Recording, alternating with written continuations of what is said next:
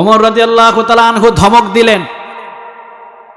হযরত আলী রাদিয়াল্লাহু তাআলা আনহু দৌড় দিয়ে এসে নিজের ছেলে হোসাইন রাদিয়াল্লাহু তাআলা আনহুর মুখের উপরে এমন জোরে একটা চাপুটি মারলেন, একটা থাপ্পড় মারলেন, বাম সাইডের ঠোঁট কেটে দরদর করে রক্ত পড়া শুরু হলো। বিশ্বনবীজি বললেন, আলী খবরদার হোসাইনের গায়ে আর একটা আঘাত করবে না। আলী বলছেন, খবরদার হোসাইন, পৃথিবীর সব মানুষদের সাথে তুই তুলনা করতে পারবি, যাকে আমি আমার জীবনের চাইতে বেশি ভালোবাসি ওই পয়গম্বরের সাথে তুই তুলনা করতে পারবি না।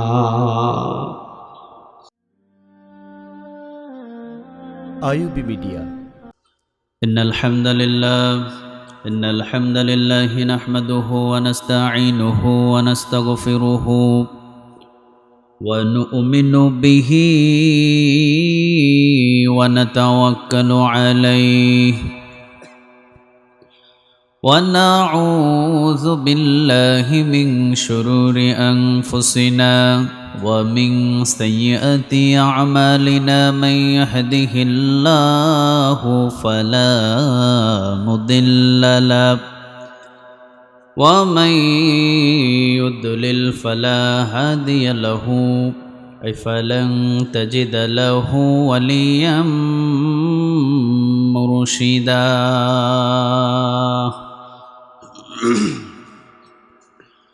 ونشهد أن لا إله إلا الله وحده لا شريك له والذي لا ضد له ولا ند له لا مثل له ولا مثيل له لا وزير له ولا كفيل له لا شبه له ولا شبيح له لا ولد له ولا والد له وهو الواحد الفرد الصمد لم يلد ولم يولد ولم يكن له كفوا أحد. ونشهد أن سيدنا ونبينا وحبيبنا وبشيرنا ونذيرنا وطبيبنا وطبيب أرواحنا وحبيبنا وحبيب ربنا محمدا عبد الله ورسوله أرسله بالحق بشيرا ونذيرا وداعيا إلى الله بإذنه وسراجا منيرا. أما بعد فقد قال الله تعالى في كلامه المجيد وفي فرقانه الحميد. أعوذ بالله من الشيطان الرجيم. بسم الله الرحمن الرحيم. وما أرسلناك إلا رحمة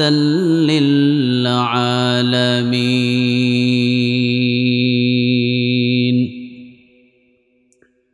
إن الله وملائكته يصلون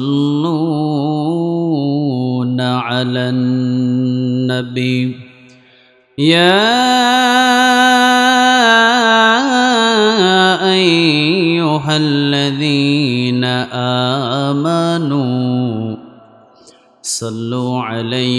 وسلموا تسليما اللهم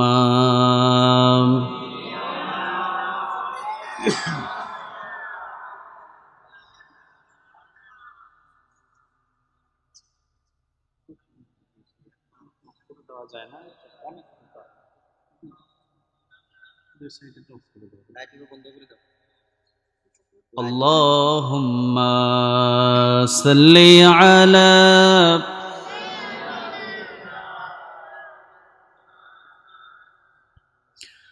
وعلى آل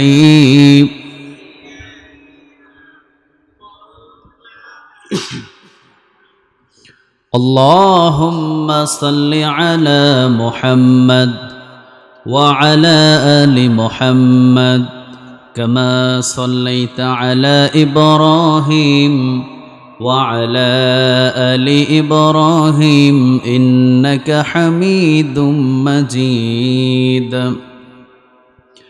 اللهم بارك على محمد وعلى آل محمد كما باركت على إبراهيم وعلى آل إبراهيم إنك حميد مجيد আপনারা সবাই কেমন আছেন? আলহামদুলিল্লাহ, আমরা সবাই ভালো আছি। আমাদেরকে ভালো রাখেন কে? সুস্থ রাখেন কে? সব কিছু একজনের হুকুম মতো হয়, বলেন তো তিনি কে? সুস্থ, এটা আল্লাহর একটা বড় নেয়ামত। এই সুস্থতা পৃথিবীর কারো নেয়ামত নয়। এই সুস্থতা থাকাটা কার নেয়ামত বলেন তো দেখি? ভাই, এই বাতিটা শুধু অফ করে দিলেই হবে, মানে অনেক পোকা এই স্টেজের ভিতরে। এটা বন্ধ করা যাবে না, যা না গেলে কোনো প্রবলেম নাই, থাক। আপনারা এই দিকে তাকান, এই দিকে ভাই, এই দিকে তাকান। অনেক কষ্টের বিনিময়ে আজকের এই প্রোগ্রাম, আলহামদুলিল্লাহ বলেন। আজকের যুবক ভাইরা বলল আজকে যে এখানে প্রোগ্রাম হবে এটা তারা কল্পনাও করতে পারে নাই, কারণ গতকালকে যে বৃষ্টি। সবাই রাজি আছেন? কার কাছে বলবেন? সবাই বলেন কার কাছে? আল্লাহর কাছে। পৃথিবীতে এমতো জীবদ্দশায় অনেক মানুষকে আপনি খুঁজে পাবেন যাদের প্রত্যেকটা চাহিদা আল্লাহর কাছ থেকে চেয়ে নেয়। আপনি পৃথিবী তালাশ করেন, দেখবেন অনেক মানুষ খুঁজে খুঁজে পেয়ে যাবেন যেই জিনিসটা পৃথিবীর কারো কাছে চায় না। কার কাছে চায়? সাহাবীদের একটা জুতার ফিতাও যদি ছিঁড়ে যেত কার কাছে চাইতেন? আমরা তো কারো কাছে চাই না, আমরা শুধু নিজে চেষ্টা করি কিভাবে নিজে করতে পারি, ঠিক কি না? সব কাজ আমরা পারি না, রবের কাছে চাইবেন। যত প্রবলেমে পড়বেন, যত মুসিবতে পড়বেন, সব সময় আল্লাহর কাছে বলবেন, আল্লাহর কাছে চাইবেন। আপনি যে কোনো প্রবলেমে পড়েন, ছেলে অসুস্থ কার কাছে চাইবেন? মেয়ে অসুস্থ কার কাছে চাইবেন? আপনার বিবি অসুস্থ, রবের কাছে চান। আপনার বিবির সাথে আপনার বেশি ঝগড়া হয়, রবের কাছে চান। সুবহানাল্লাহ বলবেন না? তো সব কিছু আল্লাহর কাছে চাইবো আমরা। তো আজকের যে প্রোগ্রামটা হচ্ছে, এই প্রোগ্রামটাতে আমরা শুকরিয়া আদায় করব আল্লাহ রাব্বুল আলামিনের। এই জন্যেই, কারণ এই জায়গাতে আমরা কেউ আসতে পারতাম না, আমাদেরকে নিয়ে আসতেন কে? এই যুবক ভাইরা আজকের এই প্রোগ্রাম করতে পারতো না, কিন্তু লাস্ট পর্যন্ত এই প্রোগ্রামটা করালেন কে? এই জন্য আমরা সবাই পড়ি আলহামদুলিল্লাহ। আমরা যদি শুকরিয়া আদায় করি, আমাদের নিয়ামতগুলোকে বাড়ায় দেয় কে? আল্লাহ। লা ইন শাকারতুম লা আযীদান্নাকুম ওয়া লা ইন কাফারতুম ইন্না আযাবি লাশাদীদ। এই যে আয়াতটা পড়লেন, কমসে কম মানুষদের যারা পড়তে পেরেছে তাদের আমল নামায় 150 থেকে 200টা নেক আমল নামায় জমা হয়ে গেছে। কারণ প্রত্যেকটা হরফে 10 করে নেক আমল নামায় জমা করে দেয় কে? আপনি কল্পনাও করতে পারবেন না। আল্লাহ বলে যে একবার ডাক দিলেন, 40টা নেক আমল নামায় জমা হয়ে গেছে। আলিফ লাম লাম হা, কয়টা শব্দ? সবাই বলেন কয়টা? 4টা শব্দ। এই 4টা শব্দ একত্রিত হওয়ার কারণে এই জায়গায় 40টা নেক আমাদের আমল নামায় জমা হয়েছে। আমাদের প্রত্যেকের অ্যাকাউন্ট আছে রে ভাই, প্রত্যেকের কি আছে বলেন তো দেখি? অ্যাকাউন্ট। যখন আপনার বয়স হবে 7-এর ওই পার্শ্বে, 10, 11, 12, 13, 14, 15, আল্লাহ একটা আখিরি জামানার একটা অ্যাকাউন্ট খুলে দেয়, যে অ্যাকাউন্টে টাকা জমা করা যায় না, যে অ্যাকাউন্টে পয়সা জমা করা যায় না, ওই অ্যাকাউন্টে জমা করা যায় নেক আর গুনাহ। ঠিক কিনা? কয়টা জিনিস? সবাই বলেন কয়টা? দুইটা। আজ থেকে মনে রাখবেন, এই দুইটা জিনিস এই অ্যাকাউন্টে জমা করা যায়। কোনো টাকা পয়সা জমা হয় না, কোনো ধন দৌলত জমা হয় না। যত সম্পদের অট্টালিকা থাকুক আপনার, এই সম্পদগুলো ওই জায়গায় জমা করতে পারবেন না। দুইটা জিনিস জমা হয়, একটা কি বলেন? সবাই বলেন। আরেকটা গুনাহ। এখন আপনারা বলেন তো দেখি, আপনারা কোনটা জমা করতে চান? সবাই সবাই নেক জমা করতে চান সেখানে? আলহামদুলিল্লাহ। তাহলে আজকের মাহফিলটা হবে তাওবার মাহফিল। কিসের মাহফিল? তাওবার মাহফিল। যদিও অ্যাকাউন্টের আগে আমরা জমা করেছি গুনাহ, আজকের পর থেকে যাতে আমাদের এই অ্যাকাউন্টে কোনো গুনাহ জমা না হয়, তাওবা করতে পারবো তো সবাই? সবাইকে বলতে হবে। সবাই রাজি? তাহলে ফজরের নামাজ আজ থেকে কাজা হবে নাকি রেগুলার? হ্যাঁ, যদি কাজা করে ফেলেন, যদি কাজা করে ফেলেন, ওই অ্যাকাউন্টে কি যাবে? সবাই বলেন কি যাবে? অটো চলে যাবে সেখানে। জোহর কাজা করছেন, অটোমেটিক চলে যাবে। মাগরিব কাজা করেছেন, অটোমেটিক চলে যাবে, আপনাকে পাঠাতে হবে না, অ্যাকাউন্টে অটোমেটিক চলে যায়। কিরামান কাতিবিন ইয়ালামুনা মা তাফআলুন, এই কথাটা কার? প্রত্যেকের আমল নামা লেখার জন্য একটা গ্রুপ ফেরেশতা আল্লাহ লিপিবদ্ধ করার জন্য একটা গ্রুপ ফেরেশতা সৃষ্টি করেছেন, নাম কিরামান কাতিবিন। একটা গ্রুপ আছে ফেরেশতাদের। এই জন্যে আজ থেকে আমরা এই মাহফিল থেকে তাওবা করব, যেন আজকের পর থেকে আমাদের কারো ওই অ্যাকাউন্টে নেক ছাড়া কোনো গুনাহ না যায়। আল্লাহ তুমি আমাদের উপরে কবুল করো, আমাদেরকে রহম করো। আর যত এই অ্যাকাউন্টে গুনাহ আছে, আজকে আমরা মাফ চাইবো তোমার কাছে, তুমি এই মাফ করে দিয়ে অ্যাকাউন্টের সমস্ত গুনাহগুলো মাফ করে দিও। এলাকার ভিতরে অনেক মুরব্বী বিয়ান, তারা দুনিয়া থেকে বিদায় হয়ে গেছেন, আল্লাহ যেন তাদের কবরটা জান্নাতের বাগান বানিয়ে দেয়, আমরা বলি আমিন। আজকের এই মাহফিল উত্তর পূর্ব রাজাখালী, রাই বাপের পাড়া। কিসের পাড়া?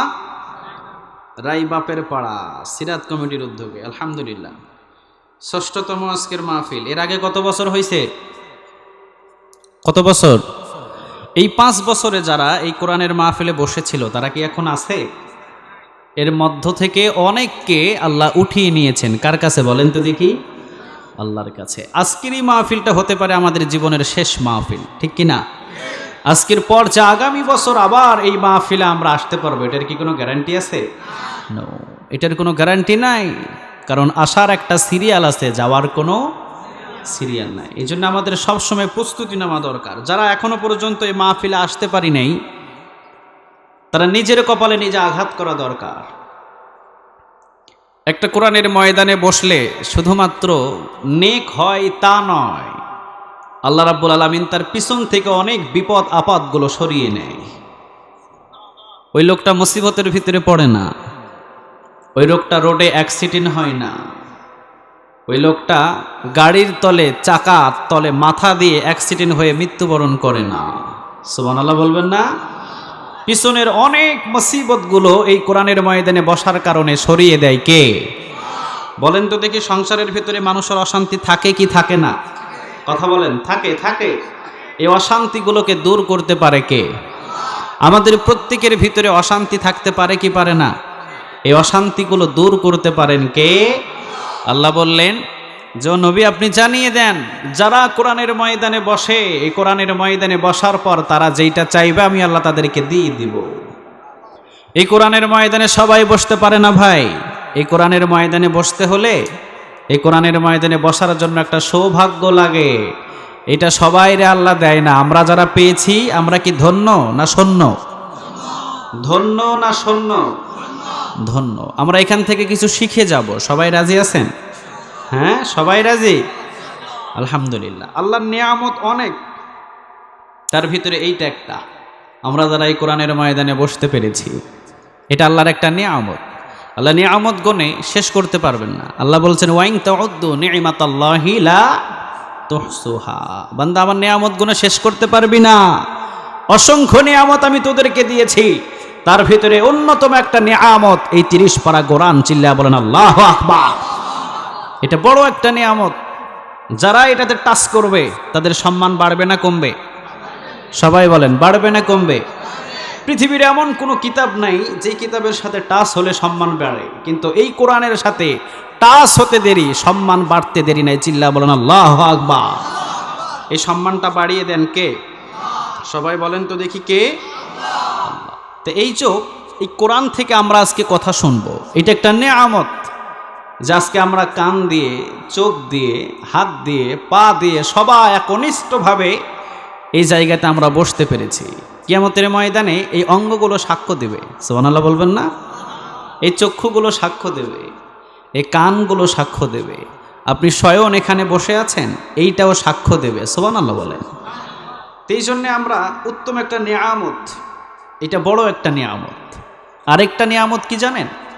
সেটা হলো আমি হাত পেয়েছি, কান পেয়েছি, চোখ পেয়েছি, নাক পেয়েছি, বিবি পেয়েছি, ছেলে পেয়েছি, মেয়ে পেয়েছি, সব কিছু পেয়েছি। সব কিছুর চাইতেও বড় নেয়ামত হলো আমি আখিরি জামানার পয়গম্বরের উম্মত হয়েছি। এটা সবচেয়ে বড় একটা নিয়ামত। কত নবীরা বলেছেন যদি আখিরি জামানার পয়গম্বরকে এক নজরে দেখতে পারতাম জীবনের আশাটা পূরণ হয়ে যেত। সুবহানাল্লাহ বলবেন না? ইসমাইল এবং ইসহাক আলাইহিস সালাম, ইব্রাহিম আলাইহিস সালামের থেকে প্রায় ৮৬ বৎসরে ইসমাইল আলাইহিস সালামকে ইব্রাহিমের কাছে উপহার দিলেন কে? আল্লাহ। এবং ১০০ বৎসরে ইসহাক আলাইহিস সালামকে ইব্রাহিম আলাইহিস সালামের কাছে উপহার দিলেন কে? সন্তান হলো কয়টা? সবাই বলেন তো দেখি কয়টা? একটা হলেন ইসমাইল, আরেকটা ইসহাক আলাইহিস সালাম। ইসমাইল আলাইহিস সালাম থেকে একজন নবীও আসলেন না এই জায়গা থেকে। ইসমাইল আলাইহিস সালাম তিনি একাই থাকলেন। আর ইসহাক আলাইহিস সালাম থেকে লক্ষরও বেশি নবী পাঠালেন কে? সবাই বলেন কে? ইসহাক আলাইহিস সালাম থেকে যত নবী এবং রাসূল এসেছে, সব নবী এবং রাসূল বলেছেন একজন নবী আসবে দুনিয়াতে যার নাম হবে আহমদ, যার নাম হবে মুহাম্মদ। চিল্লায়া বলেন আল্লাহু আকবার। এই নবীটা আসবে, তবে কোন দিক থেকে আসবে কেউ বলতে পারে না।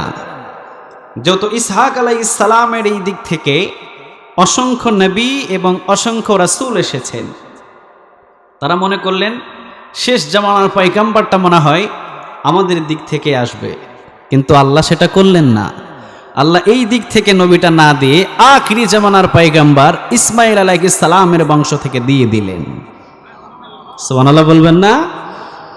এই সমস্ত ইসহাক আলাইহিস সালামের দিক থেকে যত নবী এবং রাসূল এসেছিলেন সবাই বলেছিলেন যদি একটা পলক এই আখিরি জামানার পয়গম্বরকে দেখতে পেতাম তাহলে জীবনটা ধন্য হয়ে যেত। সুবহানাল্লাহ। কিরে ভাই, এক একটা পয়গম্বর, এক একটা নবী, এক একটা রাসূল আখিরি জামানার পয়গম্বরকে দেখার জন্যে তাদের এত আফসোস কেন? কারণ আখিরি জামানার পয়গম্বরের চেহারার দিকে তাকাইলে খাবারের প্রয়োজন হয় না। আখিরি জামানার পয়গম্বর দুই হাত তুললে আল্লাহ কখনো ফিরাইয়া দেয় না। আখিরি জামানার পয়গম্বর যদি আল্লাহর কাছে ফরিয়াদ করে সাথে সাথে মঞ্জুর হয়ে যায়। সুবহানাল্লাহ বলবেন না? এই জন্য আখিরি জামানার পয়গম্বরকে দেখার জন্য সবার ইচ্ছা। আর মজার ব্যাপার হলো কিয়ামতের দিন অনেক নবী এবং রাসূলগুলো দাঁড়িয়ে থাকবে, কেউ জান্নাতে যাবে না। সর্বপ্রথম বিশ্বনবী মুহাম্মদ সাল্লাল্লাহু আলাইহি ওয়াসাল্লাম আগে আল্লাহর জান্নাত ধাক্কা দিয়ে খুলে ফেলবে। কে খুলবে আগে? মুহাম্মদ সাল্লাল্লাহু আলাইহি ওয়াসাল্লাম। রাসূল যদি জান্নাত খুলে, রাসূল কি উম্মতদেরকে নেবে না? সবাই বলেন।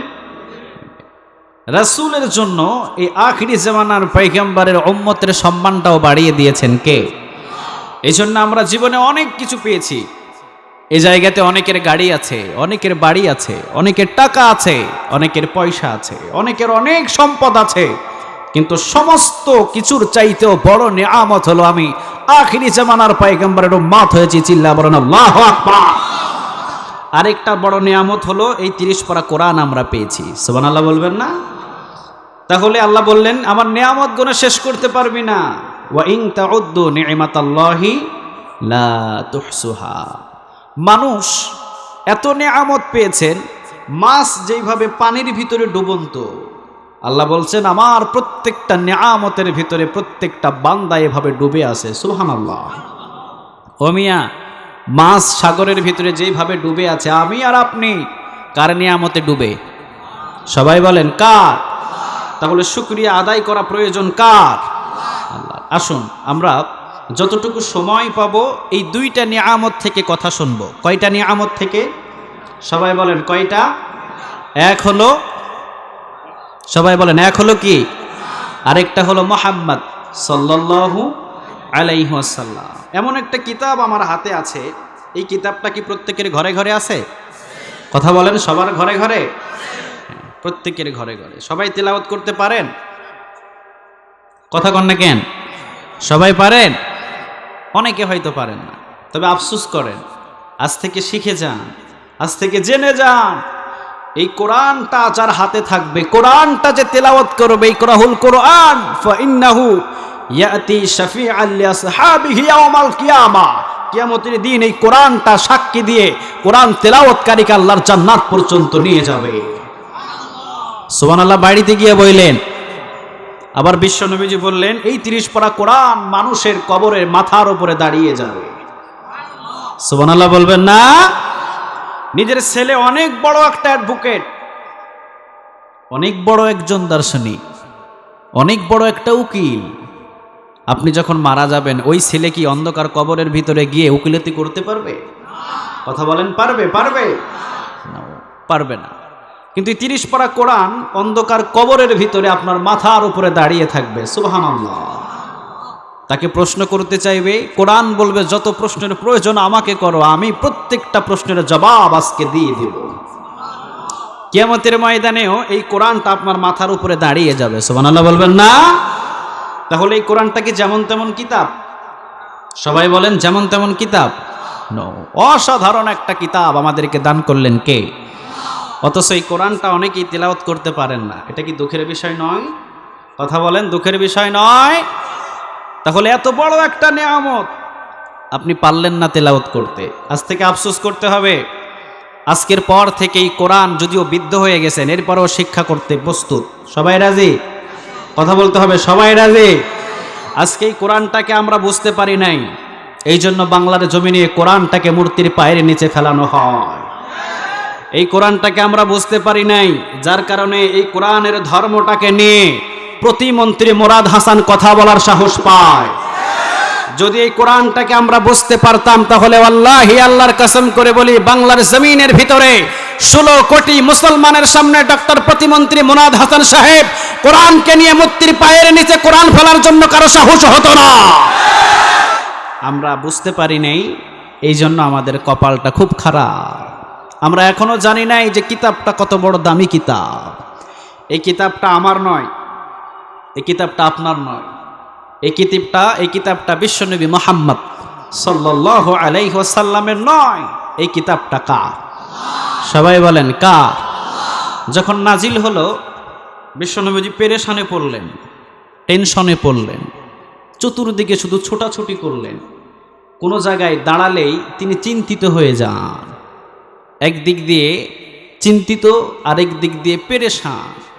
সূরাতুল ফাতিহা নাজিল হয়, অন্যান্য সূরাগুলো নাজিল হয়, বিশ্বনবীজি মুখস্থ করার জন্য পেরেশান। আল্লাহ সান্ত্বনা দিয়ে বললেন ইন্না নাহনু নাযালনা যিকরা ওয়া ইন্না লাহু লাহাফিজুন। ও নবী এত পেরেশান কেন? এত টেনশন ফিল করেন কেন? নো নেভার, আপনি এত টেনশন করেন না, আপনি এত পেরেশান হয়েন না নবী। এই কোরআনটা আমি আপনারে দিই নাই, নাজিল করেছি আপনার উপরে, কিন্তু কোরআন হেফাজতের দায়িত্বটা কার? সবাইকে বলতে হবে কার? বিশ্বনবীজির টেনশন পেরেশান সবগুলো মুক্ত হয়ে গেল। সুবহানাল্লাহ বলে। এই জন্যে এমন একটা কিতাব আমরা পেয়েছি যে কিতাবটার ভিতরে জীবনে কোনো ভুল নাই। আজ পর্যন্ত পাইছেন কেউ ভুল? দেখান তো দেখি, বাংলাদেশের ভিতরে কেউ পাইছে? পৃথিবীর ভিতরে, সারা ওয়ার্ল্ডের ভিতরে? নো। এমন একটা কিতাব যার ভিতরে কোনো ভুল নাই। সুবহানাল্লাহ বলেন। আমাদের ঘরের ভিতরে যত বই আছে প্রত্যেকটা বইগুলো আপনি বাহির করবেন, ভূমিকা পড়বেন, প্রত্যেকটা বইয়ের সামনে পিছনে পড়বেন। যে লিখেছে তিনি আগেই নত স্বীকার করে বলেন, যদি কোনো ভুল ত্রুটি হয় আমাকে বলবেন, আমি ঠিক করে ফেলবো। ঠিক কিনা? প্রত্যেকটা তাফসির, বাংলাদেশের ভিতরে অসংখ্য তাফসির আছে, সারা ওয়ার্ল্ড আপনি তাফসির খুঁজেন, অনেক তাফসির পেয়ে যাবেন। প্রত্যেকটা তাফসির কারক যারা লিখেছেন প্রত্যেকে বলেছেন, যদি আমার তাফসির লেখার ভিতরে কোনো জায়গায় ভুল হয় আমাকে বলবেন, আমি নিজে সংশোধন করে নেব। সুবহানাল্লাহ বললেন না? কিন্তু এই 30 পারা কিরাম, এই 30 পারা কোরআনের ভিতরে আল্লাহ প্রথমেই বলে দিলেন যে সবার কিতাবে ভুল, কিন্তু আমি আল্লাহর কিতাবে কোনো ভুল নাই। যালিকাল কিতাবু লা রাইবা ফীহি হুদাল্লিল, সবাই বলেন হুদাল্লিল। This is the book, so there is no doubt. সব কিতাবে ভুল থাকতে পারে, কিন্তু আমার এই কোরআনের ভেতরে কোনো ভুল পাবে না। চিল্লা বলেন আল্লাহু আকবার। আল্লাহ শুরুতেই বলে দিলেন। আর কোনো সন্দেহ আছে আমাদের? সবাই বলেন আছে? নাই, আমাদের আর কোনো সন্দেহ নাই। এবার আল্লাহ বললেন লা ইয়ামাসসুহু ইল্লাল মুতাহহারুন, এই কোরআনটা হলো সম্মানিত কিতাব, তোমরা সম্মান করো। কে বলছেন? সবাই বলেন কে বলছেন? লা ইয়ামাসসুহু ইল্লাল মুতাহহারুন, অনেক পবিত্র, খবরদার এটারে অপবিত্র থেকে কখনো ছুঁইতে যাইও না। আপনার ওযু নাই, আপনার ফরজ হয়ে আছে গোসল, আপনি কি এটাকে টাচ করতে পারবেন? কথা বলেন, পারবেন না। কে নিষেধ করেছেন? সবাই বলেন তো দেখি কে? আল্লাহ নিজেই বলছেন লা ইয়ামাসসুহু ইল্লাল মুতাহহারুন, এই কোরআনটা হলো পবিত্র একটা কিতাব। প্রথমে কি বললেন? কোনো ভুল নাই। কে বললেন? সবাই বলেন কে বললেন? আপনাদের সন্দেহ থাকতে পারে, প্রত্যেকটা কিতাবের মতো সন্দেহ মানুষের থাকতেই পারে, কিন্তু আল্লাহ প্রথমেই বলে দিলেন বান্দা কোনো সন্দেহ করিস না, কারণ এই কোরআনটা পৃথিবীর কেউ লেখে নাই, এই কোরআনটা কেউ বাইন্ডিং করে নাই, এই কোরআনটা কেউ ছাপাই নাই, এই কোরআনটা যিনি ছাপিয়েছেন তিনি তোকেও সৃষ্টি করেছে। চিল্লা বলেন আল্লাহু আকবার। নিজের দিকে চাকা, অফি আনফুসিকুম আফালা তুবসিরুন, নিজের দিকে তাকালেই বুঝতে পারবে। দেখেন তো হাতটা কত সুন্দর বানাইছে, কোনো ভুল আছে? কথা বলেন আছে? নাই। চোখটা যেখানে দেওয়ার দরকার সেখানে দিয়েছেন, কানটা যেখানে দেওয়ার দরকার সেখানে দিয়েছেন, মুখটা যেখানে দেওয়ার দরকার সেখানে দিয়েছেন। আল্লাহ বলছেন মা তারা ফি খালকির রহমান মিন তাফাউত, আল্লাহ বলছেন আমার সৃষ্টিতে কোনো ভুল খুঁজে পাবি না। সুবহানাল্লাহ। এই কথাটা বলছেন কে? সবাই বলেন তো দেখি কে? সূর্যটা প্রতিদিন উঠে প্রতিদিন ডুবে যায়, যেই দিন তাপ বেশি দেয় কোনো দিন কম দেয়, আমাদের কোনো সমস্যা হয়? কথা বলেন সমস্যা হয়? নো। 1 ইঞ্চি যদি নিচে দিত সব জ্বলে তামা হয়ে যেত। এই কথাটা কার? সবাই বলেন কার? আল্লাহ বলছেন কোনো ভুল পাবি না, যেটা যেখানে রাখার দরকার সেটা সেখানে আমি রেখে দিয়েছি। আল্লাহু আকবার। এজন্য আল্লাহ বলেন আমার কোরআনেও কোনো ভুল পাবি না, কোনো ভুল পাবি না এই কোরআনে। আমি আল্লাহ প্রথমেই বলে দিলাম যালিকাল কিতাবু লা রাইবা ফীহি হুদাল্লিল মুত্তাকিন। মুত্তাকিরা যদি এটা দেখে দেখে চলে তারা সোজা জান্নাতে চলে যাবে। সুবহানাল্লাহ বলবেন না? আল্লাহ রাব্বুল আলামিন বললেন বান্দারে আমি আল্লাহ রাব্বুল আলামিন তোদেরকে 30 পারা কোরআন দিয়েছি রে বান্দা, মনে করিস না যে 30 পারা কোরআনটা তোদের কাছে নগণ্য না। আমি আল্লাহ রাব্বুল আলামিন তোদেরকে 30 পারা কোরআন দিলাম এবং তোদেরকে আমি আল্লাহ সংশোধন করে দিলাম। বান্দা যখন নাপাক শরীরে থাকবি, ওযু নাই, গোসল যখন ফরজ হবে, বান্দা খবরদার কোরআনের কাছেও তুই কখনো আসবি না। সুবহানাল্লাহ। আপনি সব জায়গায় যেতে পারবেন, এই কোরআনটাকে টাচ করতে পারবেন না। কথাটা কার? লা ইয়ামাসসুহু ইল্লাল মুতাহহারুন, পবিত্র কোরআন অপবিত্র কোন শরীর নিয়ে টাচ করতে পারবি না। কোরআনই আপনাকে বলে দিবে ডোন্ট টাচ মি, আমাকে ছোঁবা না। আল্লাহু আকবার। আল্লাহ রাব্বুল আলামিন বললেন এটা হলো সম্মানিত কোরআন, এই কথাটা কার? সবাই বলেন। আল্লাহ রাব্বুল আলামিন নিজেই বললেন, ইন্নাহু লাকুরআনুন কারীম। বান্দা, সম্মানিত কোরআন আমি আল্লাহ রাব্বুল আলামিন তোদেরকে দিয়েছি। সম্মানিত কোরআনের সাথে তোদের যদি ছোঁয়া লাগে, টাচ হয়, তোকেও সম্মানী বানিয়ে দেবে কে? এই কোরআনটাকে যদি আপনি টাচ করেন, আপনার সম্মান বাড়বে না কমবে? সবাই বলেন, বাড়বে না কমবে? বাড়বে। আপনাদের এলাকায় আমি মাঝে মাঝে এক্সাম্পল দিয়ে থাকি। আপনাদের এলাকার ভিতরে আছে না রেহেল, আছে না রেহেল? কি বলেন আপনারা এটারে? হ্যাঁ, রিয়াল বলে। হ্যাঁ, আপনাদের এলাকার ভিতরে। আচ্ছা, ওইটা কি কত টাকা দিয়ে কিনেন আপনারা? 25, 30। এই যে কাঠের রেহেলগুলো যারা বানান আপনারা, এই কাঠের তো অনেক জিনিস আপনাদের ঘরের ভিতরে থাকে, থাকে না? এই সোফাগুলো কিসের? খাটগুলো কিসের? কাঠের। তো এই জিনিসগুলো আপনারা বানিয়েছেন 50,000, 40,000 টাকা দিয়ে। বলেন তো, আজ পর্যন্ত লাথি লাগলে কোনোদিন সালাম করছেন? কথা বলেন, সালাম করে না। কিন্তু 50 টাকা দিয়ে ছোট্ট একটা রেহেল আপনি ঘরের ভিতরে কিনে রেখেছেন, ভুলেও যদি ওই রেহেলের ভিতরে লাথি লেগে যায়, কি করেন? সবাই বলেন, কি করেন? সালাম করেন। কেন রে ভাই, এটাতে সালাম করা লাগে কেন? বুঝতে হবে। এইটার সাথে কার সম্পর্ক? কোরআনের। কার? 24টা ঘন্টা একটা রেহেলের উপরে কোরআন থাকে, যার কারণে এই রেহেলের সম্মান আর মর্যাদা বাড়িয়ে দিয়েছে কে? আপনি আর আমি যদি এই পবিত্র কোরআনের সাথে সম্পর্ক করি, আমার আর আপনার সম্মানটাও বাড়িয়ে দিবে কে? এই জন্য আল্লাহ রাব্বুল আলামিন বললেন, ইন্নাহু লাকুরআনুন কারীম ফি কিতাবিম মাকনুন। বান্দারে, এটা হলো সম্মানিত একটা কোরআন। এই সম্মানিত কোরআনের সাথে যাদের স্পর্শ হবে, যাদের টাচ হবে, তাদেরকেও সম্মানিত করে দিবে কে? তাহলে পয়েন্ট পাইলাম কয়টা আমরা? সবাই বলেন, কয়টা? কোনো ভুল নাই, একটা পেয়েছি। এই নিয়ামতের ভিতরে কি নাই? সবাই বলেন, কি নাই? ভুল নাই। দ্বিতীয় নাম্বারটা পেলাম হলো, এটা হলো পবিত্র কোরআন। আমায় যদি পবিত্র থাকি, পবিত্র থাকাকালীন টাচ করা যাবে, অপবিত্র থাকাকালীন টাচ করা যাবে না। তৃতীয় নাম্বার কি পেলাম? সম্মানিত কোরআন। কারণ এই কোরআনের সম্মান দিয়েছেন কে? সবার নিচে না উপরে? যত কিতাব আছে সমস্ত কিতাবের নিচে না সমস্ত কিতাবের উপরে? সুবহানাল্লাহ নাই? আপনার পৃথিবীতে যত কিতাব আছে সব কিতাবের উপরে এই 30 পারা কোরআনের স্থান। চিল্লা বলেন আল্লাহু আকবার। তাহলে পয়েন্ট পেলাম কয়টা? সবাই বলেন, কয়টা? 3টা। আরেকটা পয়েন্ট আমরা পেয়েছি, যেটা পিছনে ফেলে রেখে চলে এসেছি। ইন্না নাহনু নাযালনা যিকরা ওয়া ইন্না লাহু লাহাফিজুন। পৃথিবীর কোনো কিতাব যারা লিখেছে, সে মৃত্যু হতে দেরি, কিতাবটা হারাইতে দেরি নাই, ঠিক কিনা? ব্রিটিশ আমলের যে কিতাবগুলো, অনেক কিতাব যারা লিখেছিলেন, ওগুলো কি আমাদের কাছে আছে? কথা বলেন, আছে? নাই। কিন্তু এই কোরআনটা আজ পর্যন্ত আছে না নাই? কথা বলেন। ভবিষ্যতে থাকবে। কথা বলেন। সূরাতুল ফাতিহা নাজিল হলো কত বছর ধরে? কত বছর? কেউ বলেন 2008। এখানে কে বলছে 8-এ, না কি বলছে? 1400 বছর আগে সূরাতুল ফাতিহাটারে নাজিল করলেন কে? আমাদের বাংলাদেশের ভিতরে একটা গান এসেছিল, ফেটে যায়, ছিঁড়ে যায়, জোড়া দেওয়ার বুদ্ধি নেই। ছিল এরকম গান? কথা কন না কেন? মমতাজের গান ছিল না এটা? ফেটে যায়, ফেটে যায়।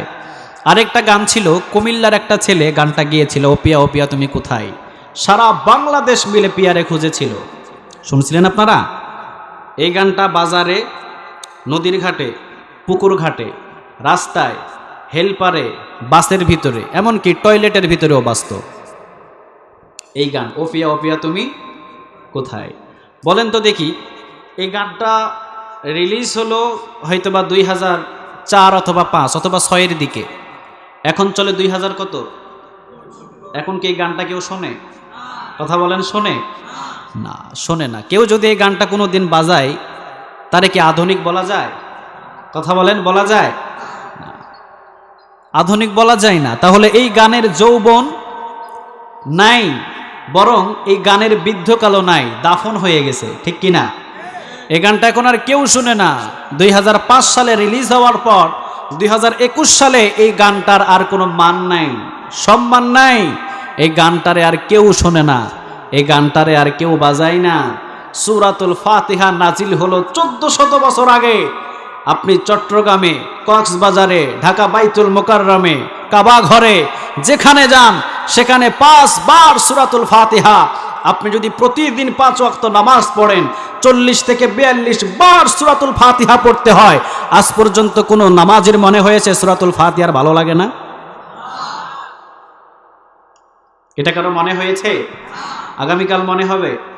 আগামী বছর মনে হবে? 10 বছর পরে মনে হবে? এটা কিয়ামত পর্যন্ত হেফাজত করবে আল্লাহ, এবং কিয়ামত পর্যন্ত এটার শান মর্যাদা আকর্ষণ ধরে রাখবে কে? এটাই হলো কোরআন। সুবহানাল্লাহ বলবেন না?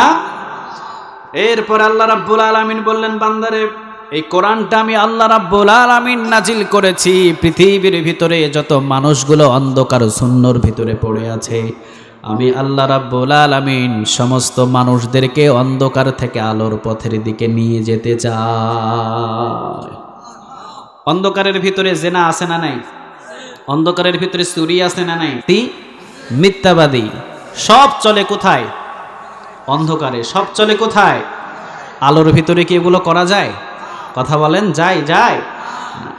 আল্লাহ রাব্বুল আলামিন নিজেই বললেন, কিতাবুন আনজালনাহু ইলাইকা লিতুখরিজান নাসা মিনায-যুলুমাতি ইলান নূর। ও বান্দা, আমি আল্লাহ রাব্বুল আলামিন 30 পারা কোরআন তোমাদের উপরে নাজিল করলাম, তোমাদেরকে দিলাম বান্দারে অন্ধকার থেকে মানুষদেরকে আলোর পথের দিকে নিয়ে আসার জন্য কোরআনটারে নাজিল করলেন কে?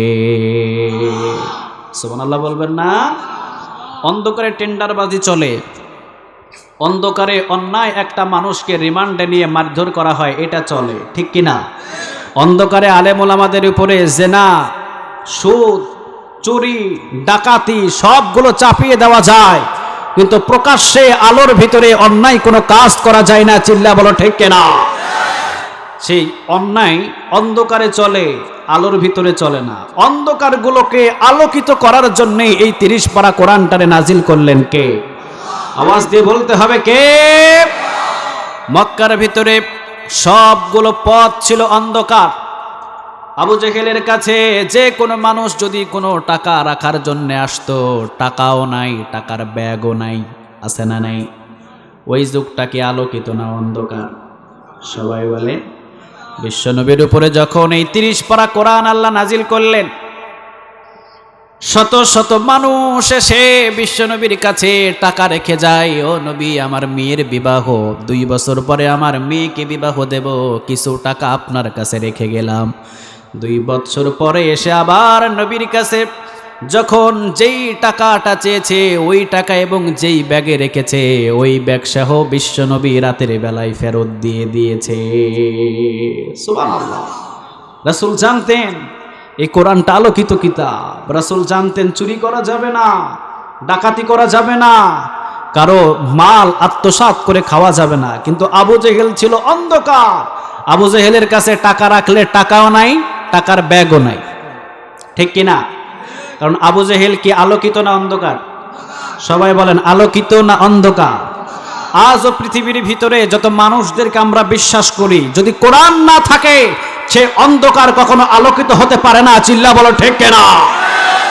কোরআন নাই, সে অন্ধকার, তাকে বিশ্বাস করতে পারবেন না। সে রাস্তা খাবে, সে কালবাট খাবে, সে ব্রিজ খাবে, সে টয়লেট খাবে, টয়লেটের টাঙ্কিও পেলে খেয়ে নেবে, ঠিক কিনা? কোরআন নাই, তাকে বিশ্বাস করতে পারবেন না। আর কোরআন যার ভিতরে আছে তার ভিতরে আলোকিত। 1000 লক্ষ টাকা তাকে আমানত দেন, আলো আছে তার ভিতরে, সে কি পাপ করতে পারে? কথা বলেন, পারে? নো। তো এই জন্যে এই কোরআনটা হলো আলোকিত একটা কিতাব। বিশ্বনবীজি বললেন, দুনিয়াতে যদি কেউ কোরআন ধরছেন দুনিয়ায়, শেষ হয়ে যাবে জান্নাতে। সুবহানাল্লাহ বললেন না? ধরছেন আপনি দুনিয়ায়, বিশ্বনবীজি বললেন এই কোরআনটা যদি কেউ দুনিয়ার ভিতরে ধরে, শক্ত মজবুত ভাবে যদি কোরআনটাকে ধরে রাখে, আল্লাহ রাব্বুল আলামিন দুনিয়াতে ধরেছে কোরআন, এই কোরআনের সমস্ত রাজ এবং কোরআনের সমস্ত নিয়ামত জান্নাতে দিয়ে দেবে। তবে এই কোরআন যখনই আপনি বুকের ভিতরে ধরবেন তখন অনেক বিপদ আর মুসিবত আপনার উপরে চেপে আসতে পারে, ঠিক কিনা? এই কথাটা কার? সবাই বলেন কার? রাসূলের উপরে কোরআনটা নাজিল হলো, রাসূলের বাড়ি ছাড়তে হলো, ঘর ছাড়তে হলো, নিজের জায়গা জমিন সবগুলো ছেড়ে দিতে হলো। এরপরে ও রাসূল কোনোদিন কোরআনটা নিজের বুক থেকে সরাই নাই, ঠিক কিনা? জান্নাতে যেতে হলে বুকে ধরতে হবে কি? সবাই বলেন জান্নাতে যদি যেতে হয় বুকে ধরতে হবে কি? কারণ অন্ধকার থেকে আলোর পথের দিকে মানুষদেরকে নিয়ে আসার জন্য, সোজা জান্নাতের পথে চালানোর জন্য কোরআনটা নাজিল করলেন কে? বলেন তো দেখি, জান্নাতটা অন্ধকার না আলোকিত? সবাই তো বললেন না, সন্দেহ আছে কারো? হ্যাঁ, জান্নাতটা অন্ধকার না আলোকিত? জাহান্নামটা আলোকিত না অন্ধকার? জাহান্নামটা সবাই অন্ধকার, ঠিক কিনা? ওমিয়া জাহান্নাম যদি অন্ধকার হয় তাহলে এই কোরআনটা হলো আলোকিত, নিয়ে যায় জান্নাতের দিকে। আর যদি আপনি কোরআন থেকে দূরে সরে যান, আপনি যাবেন কোন দিকে? অন্ধকার জাহান্নামের দিকে, ঠিক কিনা? কারণ জাহান্নামটারে অন্ধকার করে বানাইছে কে? জান্নাতটারে আলোকিত করে বানিয়েছে কে? এখন বলেন আমার বুকের ভিতরে কি? সবাইরে বলতে হবে কি? কোরআন শব্দটা যদি একবার বলেন অন্তত 50টা নেক আমল নামায় জমা হয়ে যাবে। আর রহমান আল্লামাল কোরআন শব্দটা আছে না নাই?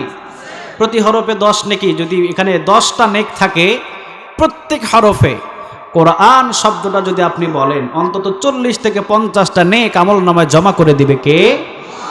এই কোরআনের মাহফিলে বসলে লস হয় না, সেকেন্ড সেকেন্ড আপনার আমল নামায় শুধু নেক লেখা হচ্ছে।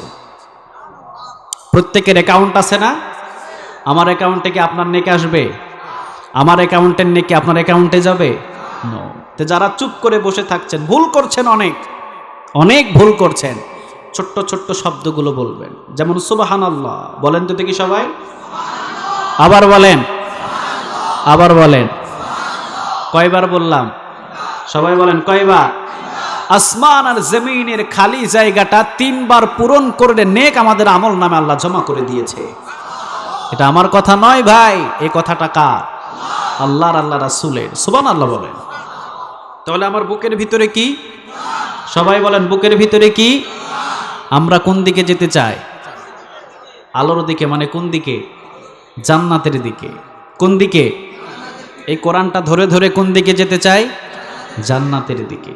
রাসূল ধরলেন এই কোরআন, আমরাও ধরেছি কি? সবাই বলেন আমরাও ধরেছি কি? কোরআন। এই কোরআন নিয়ে আমরা কোন দিকে যেতে চাই? জান্নাতের দিকে। ডান দিকে জান্নাত আর বাম দিকে কি? সবাই বোঝেন, ডান দিকে কি? জান্নাত, বাম দিকে কি? জাহান্নাম। আমার আলোচনা বুঝতে কি আপনাদের কষ্ট হচ্ছে? বিরক্ত হচ্ছেন? চলবে কতক্ষণ? সবাই বলেন কতক্ষণ? আপনারা থাকেন, আমি চলে যাব 12টার পরে, আপনারা থাকেন। বুকে আমার কি? সবাই বলেন বুকে কি?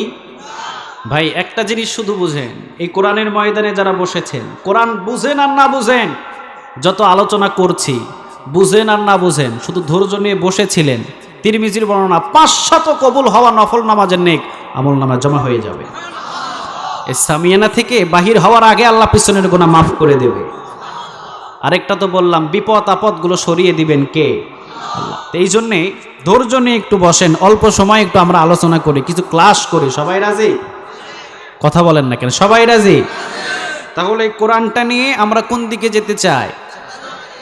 সবাই বলেন কোন দিকে? তাহলে বুকের ভিতরে কি? কোন দিকে যেতে চাই? জান্নাতের দিকে। আর এই দিকে গেলে জাহান্নাম। কোরআন কি আছে? না। কোরআন নিয়ে কেউ জাহান্নামে যেতে চায় না। কোরআন নিয়ে সবাই কোন দিকে যেতে চায়? জান্নাতের দিকে। কোরআন নিয়ে আমি এখন জান্নাতের দিকে যাই। হঠাৎ করে 36 রাইফেল নিয়ে 5 জন, কয়জন? সবাই বলেন 5 জন, আমার বুকে, আমার মাথায়, আমার এই সাইডে, আমার ওই সিনায় 5 জন 36 রাইফেল নিয়ে ধরে আছে। আমাকে বলল এই কোরআনটা তোমার বুকের ভিতরে, এই কোরআনটা তুমি বুক থেকে ছেড়ে দাও। আমি যদি এই কোরআনটা বুক থেকে ছেড়ে দিই নিচে, জান্নাতে যাওয়া যাবে? কথা বলতে হবে, জান্নাতে যাওয়া যাবে? যদি 30 পারা কোরআন বুকের ভিতরে রাখতে চাই, 36 রাইফেল দিয়ে তারা আমাকে ভয় দেখায়, আমার বুকটাকে ঝাঁঝরা করে দেবে। ওয়াল্লাহি কসম করে বলে যায় আজকে চট্টগ্রামে কক্সবাজারবাসীদেরকে যদি আপনি কোরআনটা 30 পারা ধরে জান্নাতের দিকে যেতে চান, 36 রাইফেলের গুলি খেয়ে হলেও কোরআনটা বুকের ভিতরে ধরে আপনাকে জান্নাত পর্যন্ত পুছতে হবে। এই জন্য এই কোরআনটা যারা বুকের ভিতরে ধরেছে, ফাঁসির কাস্টে ঝোলাইতে দেরি, কোরআনটাকে তারা নিচে ফেলতে রাজি না, ঠিক কিনা? তো এই জন্য কোরআনটা সেই কিতাব যা অন্ধকার থেকে আলোর পথের দিকে নিয়ে যায়। আল্লাহু আকবার। তাহলে এইটা একটা নিয়ামত। এই নিয়ামতটা কার? সবাই বলেন, এই নিয়ামতটা কার? আল্লাহ। আরেকটা নিয়ামত হলেন মুহাম্মদ সাল্লাল্লাহু আলাইহি ওয়াসাল্লাম। এই নিয়ামতটা দিয়েছেন কে? সবাই বলেন, এই নিয়ামতটাও কার? আজকে আমরা কথা শুনবো কোরআনের 21 নম্বর সূরা থেকে। কত নাম্বার? 21 নম্বর সূরা। দুইটা নিয়ামতের কথা আমরা আজকে শিখলাম, একটা হলো কোরআন আর একটা মুহাম্মদ সাল্লাল্লাহু আলাইহি ওয়াসাল্লাম। আল্লাহ রাব্বুল আলামিন রাসূল যে আমাদেরকে দিয়েছেন এবং আমরা যে রাসূলের উম্মত হয়েছি, এটা আমাদের জন্য বড় একটা নিয়ামত। তার কিছু কথা আমরা আজকে শেয়ার করব অল্প সময়ের ভিতরে। এখান থেকে আমরা বিদায় নিব। আপনাদের কষ্ট হবে? কথা বলেন, আধা ঘন্টা থাকলে কি কষ্ট হবে? ঠিক আছে, আধা ঘন্টার ভিতরে কেউ একটু উঠাউঠি না করে সুন্দরভাবে কয়েকটা টপিক নিয়ে এরপর আমরা এখান থেকে বিদায় নিব। সবাই বলেন ইনশাআল্লাহ। আরো জোরে বলেন আল্লাহুম্মা আমিন। আল্লাহ রাব্বুল আলামিন সূরা আম্বিয়া, বলেন তো সূরার নাম কি? সবাই বলেন। ক্রমিক নাম্বার কত? 21। কত? 21। আয়াত নাম্বার 107। আয়াত নাম্বার কত? 107। ক্রমিক নাম্বার 21, আয়াত নাম্বার 107। সূরার নাম সূরা আল আম্বিয়া। এই সূরা থেকে আমরা কথা শুনবো। আল্লাহ রাব্বুল আলামিন বলছেন, ওয়ামা আরসালনাকা ইল্লা রাহমাতাল লিল, আবার বলেন রাহমাতাল লিল, আবার বলেন রাহমাতাল লিল আলামিন। আল্লাহ বলছেন, নবী আমি আপনাকে সারা বিশ্ববাসীর জন্য রহমত স্বরূপ প্রেরণ করেছি। সুবহানাল্লাহ বললেন না? রাসূল যেখানে রহমত সেখানে। আল্লাহু আকবার। আপনি যদি আপনার রাসূলকে অনুসরণ করেন, আপনার ঘরটাকে রহমত দিয়ে পূরণ করে দিবে কে? সবাই বলেন তো দেখি কে? হালিমাতুস সাদিয়া, তিনি সাদিয়া গোত্রের একজন মহিলা ছিলেন। তিনি চিন্তা করলেন, আমার এই সংসার চালাতে অনেক কষ্ট হয়। হালিমাতুস সাদিয়া মক্কাতে গেলেন একটা বাচ্চা নেওয়ার জন্য, তবে গরিব বাচ্চা নয়, তিনি চান হলো ধনীর একটা বাচ্চা, ধনীর দুলালি। কারণ ধনী বাচ্চাদেরকে লালন পালন করলে টাকা কম না বেশি? সবাই বলেন, কম না বেশি? হালিমাতুস সাদিয়ার সংসার চলতো, তার কিছু ছাগল ছিল এবং উট ছিল, সেগুলার দুধ বিক্রি করে তার পরিবারটা চালাতেন। এছাড়া আর কোনো বাহিরে ইনকাম ছিল না। হালিমাতুস সাদিয়া চলে গেলেন মক্কায়। হালিমাতুস সাদিয়া মক্কায় যাওয়ার আগে সাদিয়া গোত্রের অনেক মানুষ মক্কায় গেলেন। হালিমাতুস সাদিয়া ঢুকলেন 6 ঘন্টা পরে। কয় ঘন্টা? সবাই বলেন 6 ঘন্টা। 6 ঘন্টা পরে হালিমাতুস সাদিয়া ঢুকলেন মক্কায়। 6 ঘন্টা পরে ঢুকে দেখেন যত ধনের দুলালি, সব সাদিয়া গোত্রের যত মানুষ এসেছিল সবাই নিয়ে চলে গেছে, এখন আর কেউ নাই। হালিমাতুস সাদিয়ার স্বামী বলছেন, হালিমা এই বছরে কোনো সন্তান তুমি পাইবা না, কারণ তুমি যে বাহনটা নিয়ে এসেছো অনেক দুর্বল, এই বাহনটা 2 জনকে নিয়ে টানতে পারে না। হালিমা চড়ে, হালিমার স্বামী সামনে টানে, আবার হালিমার স্বামী উপরে চড়ে, হালিমা সামনে টানে। আনতে আনতে 6 ঘন্টা হলো। কয় ঘন্টা? 6 ঘন্টা পরে তারা ঢুকলেন। বাহনটা ছিল অনেক দুর্বল। হালিমাতুস সাদিয়া বললেন, ঠিক আছে, তাহলে আমরা আবার ফিরে চলে যাই। হালিমাতুস সাদিয়া, ইবনে হিশামের বর্ণনায় এসেছে যে হালিমাতুস সাদিয়া একটা আওয়াজ শুনতে পেলেন। আওয়াজটা হলো, ও হালিমা, খালি হাতে ফিরে যাস না, রহমত আছে, বরকত আছে, বরকত তারে ঘরে নিয়ে যা। সুবহানাল্লাহ। বাড়িতে গিয়ে বললেন, হালিমা খালি হাতে ফিরে যাস না, ও হালিমা যা দেখ আব্দুল্লাহর কুটুরি ঘরে চাঁদের মতো ফুটফুটে সুন্দর একটা বাচ্চা দেখতে পাবি রে হালিমা, খালি হাতে ফিরে যাস না, একবার নজর করে যা, নে আর না নে পরের কথা, অন্তত একবার দেখে যা। হালিমাতুস সাদিয়া সামনে আসতেই আব্দুল মুত্তালিবের সাথে দেখা। বিশ্বনবী মুহাম্মদ সাল্লাল্লাহু আলাইহি ওয়াসাল্লামের দাদা হলেন আব্দুল মুত্তালিব, তার সাথে দেখা। হালিমাতু সাদিয়া বললেন, আব্দুল্লাহর কুটুরি, ঘরের ভিতরে কি সন্তান আছে নাকি? আব্দুল মুত্তালিব বলেন, আমার সন্তান আব্দুল্লাহ দুনিয়া থেকে বিদায় হয়ে গেছে নাই, তবে আব্দুল্লাহর কুটুরি ঘরের ভিতরে এতিম মুহাম্মদ আছে, একবার হলে নজর করে দেখে যেতে পারো, একবার হলে দেখে যাও। হালিমাতু সাদিয়া পর্দাটা সরালেন, আমিনার কাছে গিয়ে বসলেন এবং বিশ্বনবীজির মুখের ঘুমটাটা সরিয়ে হালিমাতু সাদিয়া নজর করে তাকিয়ে থেকে অসমকাতে একটা শব্দ বললেন, ওয়াল্লাহি আল্লাহু আকবার। তারাও আল্লাহর নাম জানতেন, সুবহানাল্লাহ বলবেন না? অসমকাত একটা কথা বলে উঠলেন, নিজের স্বামীকে ডাক দিলেন।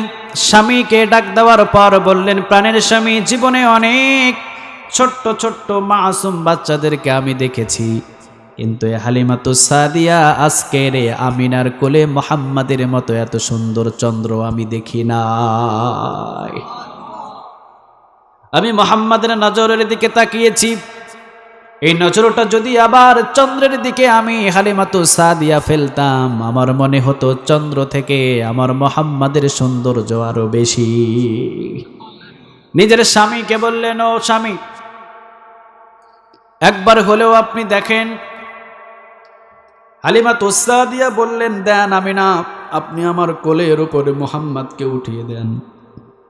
আমিনা হালিমাতু সাদিয়ার কোলের উপরে উঠিয়ে দিলেন। উঠানোর সাথে সাথে হালিমাতু সাদিয়া, ইবনে হিশামের বর্ণনা, হালিমাতু সাদিয়া বলেন, আমি লক্ষ্য করে দেখলাম আমি অনেক অসুস্থ ছিলাম এবং অনেক শুকনা ছিলাম, অনেক দুর্বল ছিলাম। 3 বেলা কোনোদিন খাবার পাই নাই, কোনোদিন আমার খাবারের যত্ন ছিল না, কারণ গরিব ছিলাম আমি। আমার শরীরটা সব সময়ের জন্য ছিল শুকনা এবং অসুস্থ। যখন আমি আমিনার কোল থেকে আখরি জামানার পয়গম্বর শিশু মুহাম্মদকে আমার কোলের উপরে নিলাম, আমি হালিমাতু সাদিয়া মনে করলাম 18 বছরের কুমারী যেইভাবে আমার শক্তি ছিল, ওই শক্তি না জান আমি আল্লাহ আমারে দান করে দিয়েছে।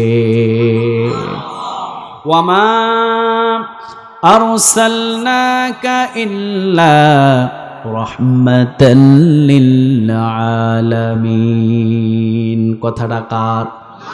রহমতটা কার? আর জোরে বলেন কার?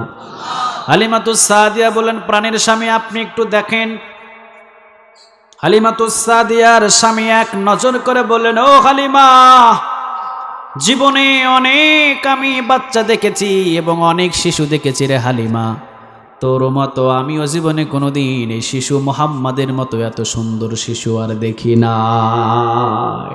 নিয়ে চল, কোনো সমস্যা নাই, টাকা দিক আর না দিক, তারপরও এই মুহাম্মাদকে আমরা বিনা পয়সায় পেলে পুষে দিব। আল্লাহু আকবার।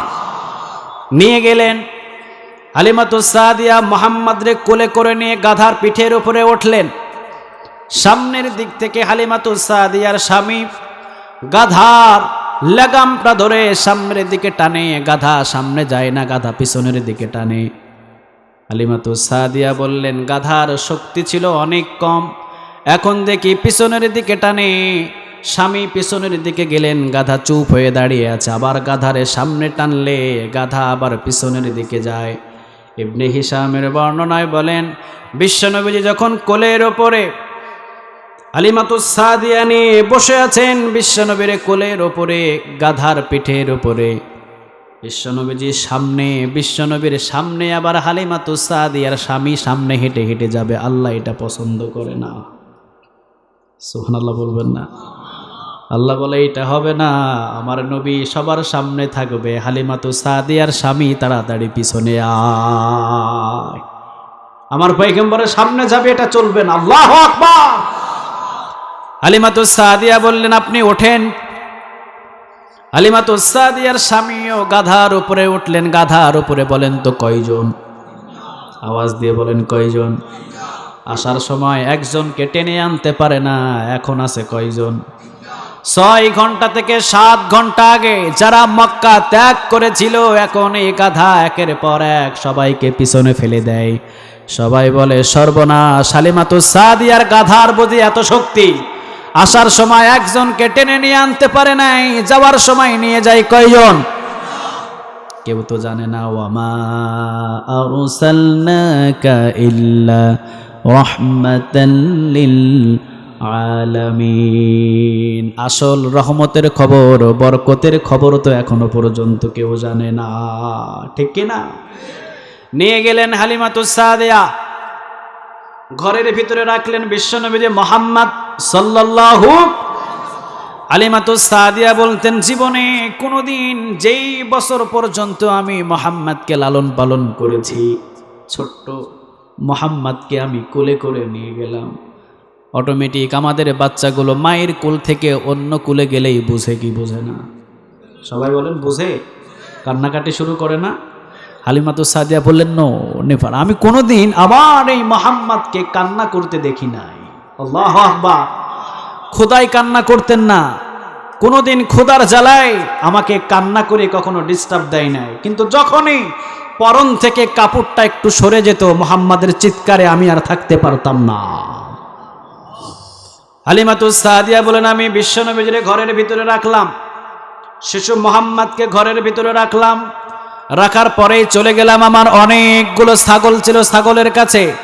ছাগলের ওলান থেকে দুধগুলো দহন করে বাজারে বিক্রি করতাম। 3 লিটার থেকে 2 লিটার দুধ হতো। কিন্তু আজকে দেখি আমার প্রত্যেকটা ছাগলের ওলানগুলো ভরপুর, 11 লিটারেরও বেশি প্রথম দিনেই দুধ আমি পেয়েছি। সুবহানাল্লাহ বলেন। ওয়ামা আরসালনাকা ইল্লা রাহমাতাল লিল আলামিন। রহমতটা একজনা দান করেন, বলেন তিনি কে? সারা বিশ্বের ভিতরে যিনি রহমত, আর সেই রহমত হলো হালিমাতুস সাদিয়ার ঘরে। সুবহানাল্লাহ বলবেন না? প্রথম দিনে 11 লিটারেরও বেশি। হালিমাতুস সাদিয়া যেই দিকে ছাগল পাঠায়, অনেক মানুষগুলো ফলো করলেন। হালিমাতুস সাদিয়া এখন প্রতিদিন বাজারে বেশি বেশি করে দুধ নিয়ে আসে। না জানি হালিমাতুস সাদিয়া ছাগলগুলো কোন দিকে চড়ায় সবাই দেখা শুরু করলেন। হালিমাতুস সাদিয়া যেই দিকে ছাগল দেয় সবাই ওই দিকে ছাগল দিয়ে আসে, কিন্তু হালিমাতুস সাদিয়ার ছাগলের পেটগুলো সবসময় ভরপুর থাকে। কারণ রহমত দেন কে? বরকত দেন কে? আওয়াজ দিয়ে বলেন তো দেখি কে? সবার ছাগলগুলো ওই দিকে যায়। হালিমাতুস সাদিয়ার ছাগল যদি পাথরের উপরে একটা জিবা দিয়ে চাটনিও দেয়, চাটনি যদি 2-4টা দেয়, ছাগলের পেটটা ভরপুর থাকে। কারণ রহমত বরকত দান করেন একজন, বলেন তিনি কে? ওয়ামা আরসালনাকা ইল্লা রাহমাতাল লিল আলামিন। নবী, আমি আল্লাহ রাব্বুল আলামিন আপনাকে বিশ্বজগতের জন্য রহমত স্বরূপ পাঠিয়েছি। সুবহানাল্লাহ। আপনি যেখানে রহমত সেখানে, আপনি যেখানে নাই কেউ রহমত পাবে না, ঠিক কিনা? বিশ্বনবীজি আস্তে আস্তে বড় হওয়া শুরু হলো। বিশ্বনবীজির বয়স হলো প্রায় 7 বছর। জোরে বলেন কয় বছর? 7 বছর বয়সে বিশ্বনবীজি আবু তালিবের ঘরে লালন পালন হলেন। আবু তালিব যেই ব্যবসায় বাণিজ্যের দিকে বিশ্বনবীজির সাথে নিয়ে যেতেন, সেই বছরে ডবল ডবল বোনাস পাইতেন। সুবহানাল্লাহ বলেন। 10,000 টাকা দিয়ে ব্যবসা করার জন্য গেছে, বিশ্বনবীজির নেয় নাই, সেখানে লাভ হয়েছে 3,000। 10 আর 3 কত? 13,000। কিন্তু বিশ্বনবীজির নিয়ে যখন ব্যবসায় যায়, সেখানে ডবলের ডবল হয়ে যায়, 30,000 হয়ে যায়। সুবহানাল্লাহ। কারণ বরকত দেন কে? সবাই বলেন কে? আল্লাহ। এই বিশ্বনবীজির দিয়ে আল্লাহ কাবা ঘর বানিয়ে নিলেন। সুবহানাল্লাহ বলেন। বিশ্বনবীজির বয়স হলো 8 বছর। 8 বছর বয়সে বিশ্বনবী মুহাম্মদ সাল্লাল্লাহু আলাইহি ওয়াসাল্লাম তিনি কাবা ঘর বানালেন। সবাই কাবা ঘর বানানোর জন্য একটা করে পাথর আনে। বিশ্বনবীজি আনে কয়টা? 2টা। বিশ্বনবীজি যেই জায়গায় বরকত কম না বেশি? সবাই বলেন কম না বেশি? সবাই আনে একটা, বিশ্বনবীজি আনে 2টা। আবু তালিব বললেন, ও মুহাম্মদ ইকলাফু তাকিয়া মুহাম্মদ, ও মুহাম্মদ ভাতিজা তাড়াতাড়ি কাপড়টারে খুলে নাও, কান্ধের উপরে বাঁধো, লুঙ্গি খইলা কান্ধের উপরে বাঁধো, কান্ধা তোমার গন্ধপত্য হয়ে যাবে, ক্ষত হয়ে যাবে। ও মুহাম্মদ দেখো সব ছেলেরা নিজেদের লুঙ্গিগুলো খুলে নিজের কাঁধে বাঁধছে, তুমি বাঁধো না কেন? বিশ্বনবীজি বললেন, না চাচা, আমার পক্ষে এটা কখনো সম্ভব নয়। অলঙ্গ এবং লুঙ্গি খোলা ছোট্টবেলা অবস্থায় বিশ্বনবীজি পছন্দ করতেন না। ওই যে হালিমাতুস সাদিয়া বললেন, মুহাম্মদ জীবনে কান্না করতো না। একদিন খাবার দিনাই, 2 দিন খাবার দিনাই, কোন সময় খাবার যখন কম দিয়েছি, খাবার কম হওয়ার জন্য মুহাম্মদ কখনো কোনোদিন কান্না করে নাই। কিন্তু যখনই আমি মুহাম্মাদের দেখতাম পরন থেকে কাপড় একটু সরে যেত, সাথে সাথে চিৎকার দিয়ে কান্না শুরু করত। এই জন্য মুহাম্মদ সাল্লাল্লাহু আলাইহি ওয়াসাল্লাম যেই জায়গার ভিতরে পা রাখেন ওই জায়গার ভিতরে বরকত দিয়ে পরিপূর্ণ করে দেন কে? বলেন তো দেখি, অন্যান্য নবীর উম্মত গুলো যতগুলো, আখিরি জামানার পয়গম্বরের উম্মত কম না বেশি? সবাই বলেন কম না বেশি? কারণ ওয়ামা আরসালনাকা ইল্লা রাহমাতাল লিল আলামিন। বরকত দান করেন কে? আরো জোরে বলেন কে? কিয়ামতের ময়দানে অনেক নবী এবং অনেক রাসূলগুলো দাঁড়াবে, কারো উম্মত হবে মাত্র 12 জন। কয়জন? সবাই বলেন। আমাদের কাছে মনে হয় একটা হাসির উপাসাও। নবীর উম্মত হবে 12 জন, কোন নবীর উম্মত হবে মাত্র 40 জন, কোন নবীর উম্মত হবে মাত্র 100 থেকে 150 জন। কিন্তু আখিরি জামানার পয়গম্বর বিশ্বনবীর উম্মত যখন আল্লাহ রাব্বুল আলামিন গণনা করবেন, তারকা রাশি গণনা করা সম্ভব হলেও আখিরি জামানার পয়গম্বরের উম্মতদের গণনা করা সম্ভব নয়। বরকত দান করেছেন কে? সবাই বলেন তো দেখি কে? তাহলে এখান থেকে একটা শিক্ষা নিতে হবে। হালিমাতুস সাদিয়া তখনও ঈমান আনেন নাই, যখন শিশু মুহাম্মদকে ঘরে নিয়ে গিয়েছে তখনও ঈমান আনে নাই, কিন্তু ঘরটা বরকত দিয়ে পরিপূর্ণ করে দিয়েছে কে? সবাই বলেন তো দেখি কে? আমরা যদি আমাদের প্রত্যেকের ঘরের ভিতরে আমাদের রাসূলের ভালোবাসা রাখি, রাসূলের মহব্বত রাখি, রাসূলের সুন্নতগুলো যদি রাখি, আমাদের ঘরগুলোকেও পরিপূর্ণ করে দিবে কে? আলহামদুলিল্লাহ বলবেন না? এখন বলেন, রাসূলকে সব থেকে ভালোবাসতে রাজি আছেন? সবাইকে বলতে হবে সবাই রাজি। বিশ্বনবীজিরে সবাই বেশি ভালোবাসতেন, সুবহানাল্লাহ বলেন। লা ইউমিনু আহাদুকুম হাত্তা আকুনা আহাব্বা ইলাইহি মিন ওয়ালিদিহি ওয়া ওয়ালাদিহি ওয়ান নাসি আজমাইন। বিশ্বনবীজি বললেন, ছেলের চাইতে, মেয়ের চাইতে, বিবির চাইতে, আত্মীয় স্বজন, পাড়াপড়শি, মা বাবা সব কিছুর চাইতে 2 জনকে বেশি ভালোবাসতে হবে। এক হলেন আল্লাহ, আরেকজন হলেন মুহাম্মাদুর রাসূলুল্লাহ। সবাই বাসতে রাজি আছেন? মায়ের চাইতে, বাবার চাইতে, ছেলের চাইতে, মেয়ের চাইতে, বিবির চাইতে, সব কিছুর চাইতে বিশ্বনবীজিকে বেশি ভালোবাসতে হবে। সবাই রাজি? কথা বলতে হবে সবাই রাজি? তাহলে আজকে যারা মাহফিল করেছেন, যারা দাড়িতে চাষ মারেন আর মারতে পারবেন না, দাঁড়িয়ে আছেন সবাই? হ্যাঁ, আল্লাহ তুমি সবাইকে কবুল করে নিও। আরো জোরে বলেন আমিন। যাদের ঘরের ভিতরে দস্তরখানা নাই, আজ থেকে বাধ্যতামূলক দস্তরখানা রাখবেন। সবাই রাজি আছেন? রাসূলকে তো এখন পাবো না, রাসূলের সুন্নতকে ভালোবাসলেই রাসূলকে ভালোবাসা হয়ে যাবে। সুবহানাল্লাহ বলেন। রাসূলের ভালোবাসায় মুখে দাঁড়িয়ে রাখবেন তো সবাই? কথা কন না কেন? রাসূলের ভালোবাসায় জীবনে কখনো সুন্নত একটাও ছাড়বো না। আল্লাহ তুমি কবুল করে নাও। বিশ্বনবীজির সাহাবীরা জীবনের চাইতেও বেশি ভালোবাসতেন, কারণ বিশ্বনবীজি হলো ওয়ামা আরসালনাকা ইল্লা রাহমাতাল লিল আলামিন। আল্লাহু আকবার। বিশ্বনবীজি হলো জগতের জন্য রহমত। রহমতের ভালোবাসার দরকার আছে না নাই? যে যত বেশি ভালোবাসবে তার ঘরটারে তত রহমত আর বরকত দিয়ে পরিপূর্ণ করে দিবে কে? রাসূল যুবকদেরকে বেশি ভালোবাসতেন, আবার যুবকেরা রাসূলকে বেশি ভালোবাসতেন। সুবহানাল্লাহ।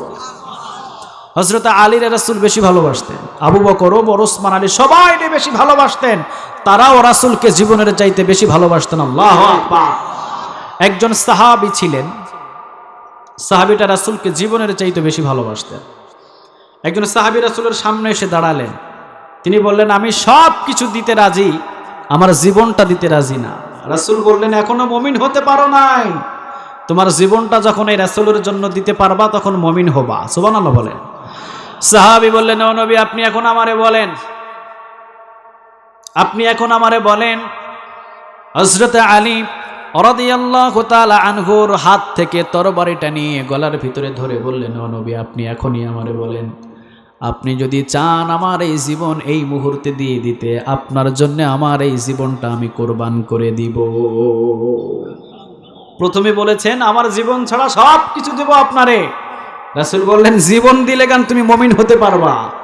সাহাবী সাথে সাথে তরবারি গলায় ধরে বলছেন নবী আপনি বলেন, এখনই বলেন, আপনি যদি বলেন আমি এখনই ছুরি চালিয়ে দিব। চিল্লা বলেন আল্লাহু আকবার। আবার যুবকদেরকে রাসূল বেশি ভালোবাসতেন, সুবহানাল্লাহ বলেন। ছোট ছোট বাচ্চাদেরকে আমার নবী বেশি ভালোবাসতেন, সুবহানাল্লাহ বলবেন না। নিজের দুইটা নাতি ছিল, জোরে বলেন কয়টা? সবাই বলেন কয়টা? ছোট না বড়? হ্যাঁ ছোট, হাসান এবং হুসাইন, দুইজনটা খুব ভালোবাসতেন। এবং অনেক ছোট বাচ্চাদেরকে বিশ্বনবীজি বেশি ভালোবাসতেন। অনেক ছোট বাচ্চাগুলো বিশ্বনবীজিরে দেখলে মায়ের কুল থেকে নেমে বিশ্বনবীজির পিছনে দৌড় দিতেন। সুবহানাল্লাহ। বাড়িতে গিয়া বললেন নবী কেমন নবী তিনি, ছোট বাচ্চাগুলো মায়ের কুল থেকে নেমে বিশ্বনবীজির পিছনে দৌড় দিতেন একটু আদর নেওয়ার জন্য। সুবহানাল্লাহ নাই? বিশ্বনবীজি মাথায় হাত বুলিয়ে দিতেন, বিশ্বনবীজি এই জায়গার ভিতরে সুগন্ধি লাগাতেন। যেই বাচ্চার মাথায় হাত বুলিয়ে দিতেন বাচ্চার মা এবং বাবা বুঝতে পারতো এই মাথার উপরে বিশ্বনবীর হাত মোড়ানো হয়েছে, সুগন্ধি হয়ে যেত তার মাথাটা। সুবহানাল্লাহ। হাসান এবং হুসাইন বিশ্বনবীজি জীবনের চাইতেও বেশি ভালোবাসতেন। ছোট বাচ্চাদেরকে বিশ্বনবীজি বেশি ভালোবাসতেন। বিশ্বনবীজির অন্যতম একটা আদর্শ, আমাদের কাছে অনেক ছোট বাচ্চাগুলো আসলে আমরা বিরক্ত হয়ে আসি না নেই? কথা বলেন আছে আছে?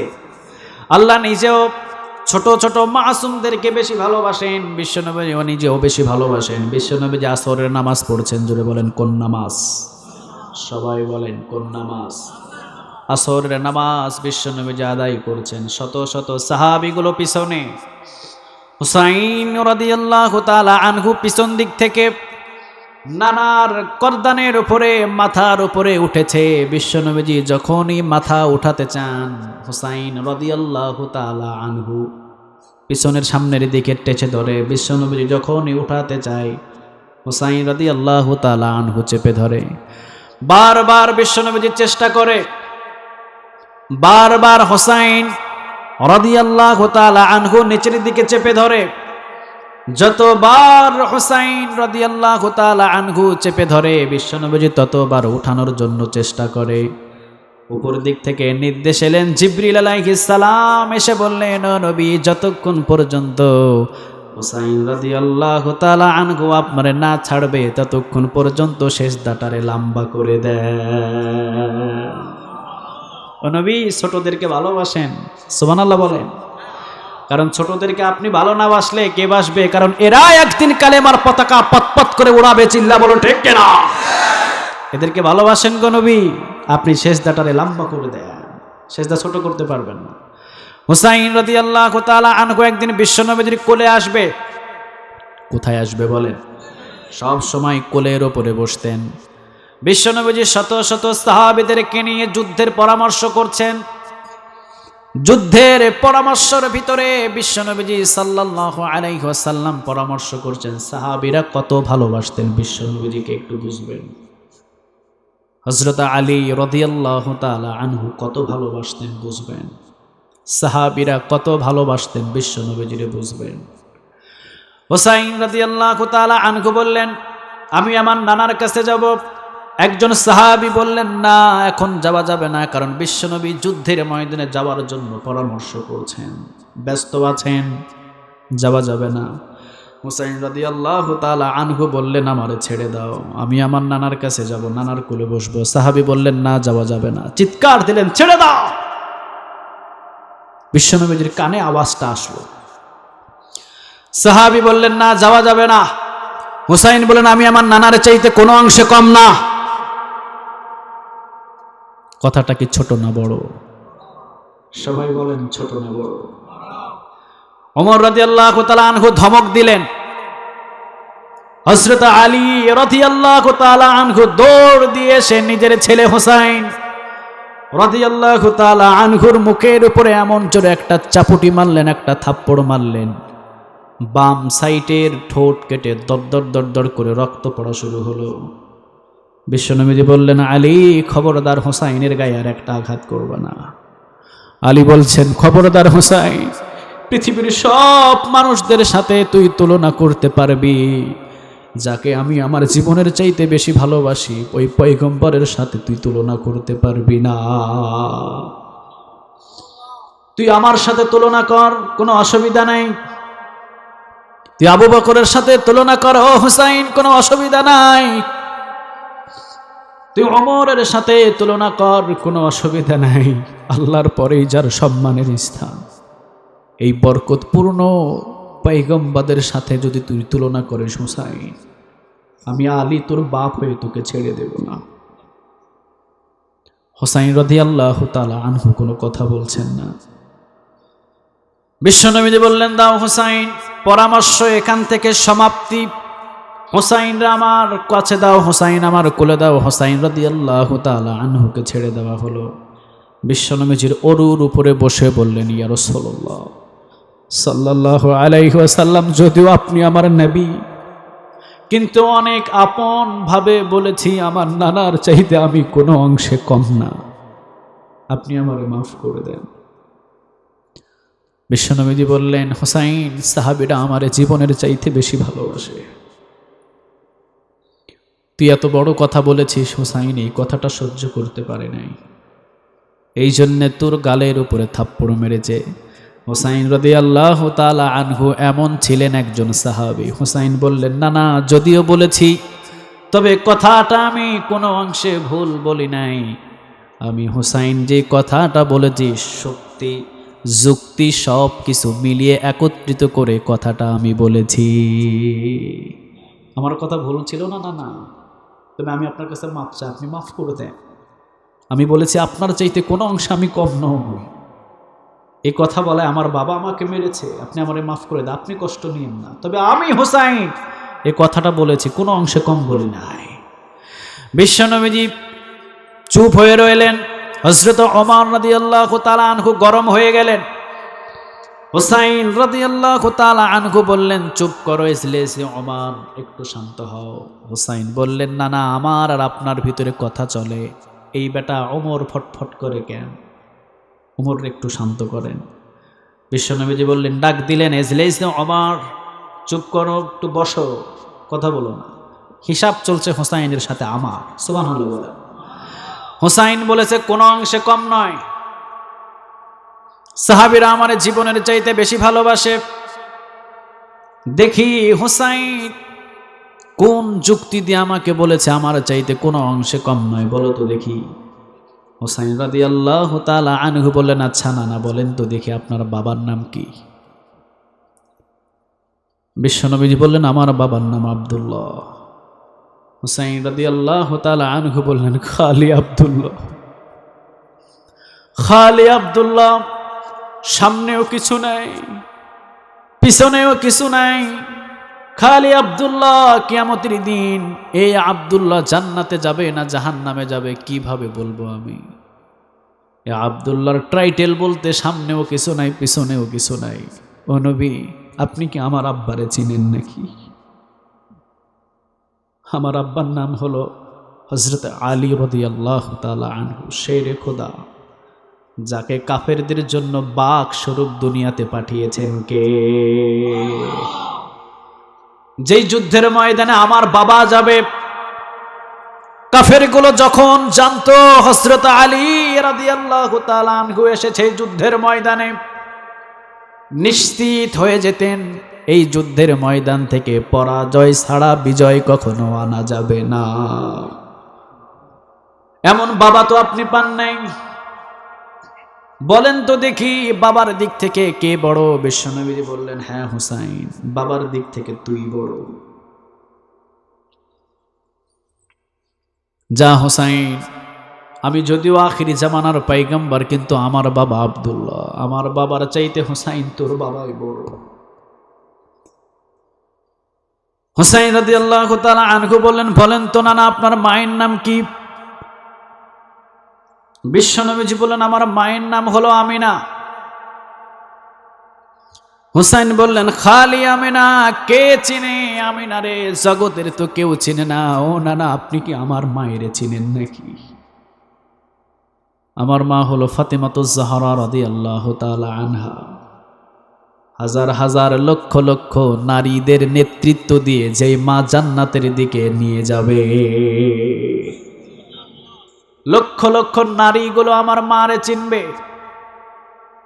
আমার মায়ের মতো তো এত সম্মানী একজন মা আপনি পান নাই। আমার মা হলো এমন সম্মানিত একটা মা, কিয়ামতের ময়দানে ফাতিমা বলে যখন আল্লাহ রাব্বুল আলামিন ডাক দেবে, আমার মা দাঁড়ানোর সাথে সাথে যত ফাতিমা দাঁড়াবে তাদেরকেও আমার আল্লাহ মাফ করে দেবে। এমন সম্মানিত মা তো আপনি পান নাই। বলেন তো দেখি, মায়ের দিক থেকে বড় কে? বিশ্বনবীজি বললেন, যা হুসাইন, মায়ের দিক থেকেও তুই বড়।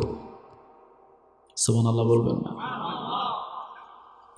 হুসাইন বললেন, না না, আরো আছে, এখনো হয় নাই। বলেন তো দেখি নানা, আপনার নানার নাম কি? বিশ্বনবী সাল্লাল্লাহু আলাইহি ওয়াসাল্লাম বললেন, আমার নানার নাম হলো ওয়াহাব জুহুরি। হুসাইন রাদিয়াল্লাহু তাআলা আনহু বললেন, কিসের ওয়াহাব জুহুরি? কে এই ওয়াহাব জুহুরি? কোথাকার এই ওয়াহাব জুহুরি? কিয়ামতের ময়দানে তো কেউ এই ওয়াহাব জুহুরিরে চিনবে না। নানা, আপনার নানার নাম হলো ওয়াহাব জুহুরি। ওয়াহাব জুহুরি রে কিয়ামতের ময়দানে কেউ চিনবে না। ও নানা, এই হুসাইনের নানা একজন আছে। হুসাইনের নানা, তার নাম হলো মুহাম্মাদুর রাসূলুল্লাহ। ও নানা, আপনার নানার নাম হলো ওয়াহাব জুহুরি। কিয়ামতের দিন কেউ এই ওয়াহাব জুহুরিরে চিনবে না। ও নানা, আপনি কি আমার নানাকে চিনেন নাকি? দূর থেকে আবু বকর সিদ্দিক রাদিয়াল্লাহু তাআলা আনহু দৌড় দিয়ে এসে হুসাইন রাদিয়াল্লাহু তাআলা আনহুরে বুকের ভিতরে জাপটি ধরে তুলে কোলের উপরে উঁচু করে নিয়ে বললেন, বাবা হুসাইন, অনেক হিসাব করেছি রে বাবা, তোর মতো এত যুক্তি দিয়ে হিসাব আমরা কেউ করি না। তোর নানার নানা ওয়াহাব জুহুরি কিয়ামতের ময়দানে কোথায় পড়ে থাকবে কেউ চিনবে না। আর তোর নানা হুসাইন আখিরি জামানার পয়গম্বর, কিয়ামতের ময়দানে না আসা পর্যন্ত আমার আল্লাহ বিচারের কাজ শুরু করবে না। আল্লাহ রাব্বুল আলামিন ডাক দিয়ে বলবে, রে হুসাইন, জিবরিল আলাইহিস সালামকে ডাক দিয়ে বলবে, জিবরিল কোথায় আজকে আমার পয়গম্বর? ৬৩ বছর পর্যন্ত যিনি শুধু দুনিয়াতে কান্না ছাড়া আনন্দ নিয়ে হাসতে পারে নাই। জন্মের আগে আমি আমার পয়গম্বরের বাবাকে নিয়ে নিয়েছিলাম। জন্মের ৬ বছর পরে আমি আমার পয়গম্বরের মাকে নিয়েছিলাম। এতিম করে বড় করেছি আমি আমার পয়গম্বরকে। কত দুঃখ দিয়েছি, কত কষ্ট দিয়েছি আমার এই পয়গম্বরকে। নিজের বাপদাদার সমস্ত ঘর ভিটাগুলো ছেড়ে নিয়েছি, মদিনায় নিয়েছি। উহুদের ময়দানে মার খেয়েছে, 2টা দাঁত হারিয়ে ফেলেছে। অনেক কষ্ট করেছে আমার এই নবী। ৬৩ বছর পর্যন্ত কান্না করছে, কই আমার এই নবী? জিবরিল কোথায়? জিবরিল আলাইহিস সালাম খোঁজাখুঁজি করবেন, এই দিকে যাবেন, ওই দিকে যাবেন। আল্লাহ রাব্বুল আলামিন নজর ফিরাবেন, দেখবেন আরশের নিচে সিজদায় পড়ে আছে মুহাম্মাদুর রাসূলুল্লাহ। আরশের নিচে, ও হুসাইন, তোমার নানা সিজদায় পড়ে থাকবে। হুসাইন রাদিয়াল্লাহু তাআলা আনহু নিজেও কাঁদছেন, আখিরি জামানার পয়গম্বরও কাঁদছেন।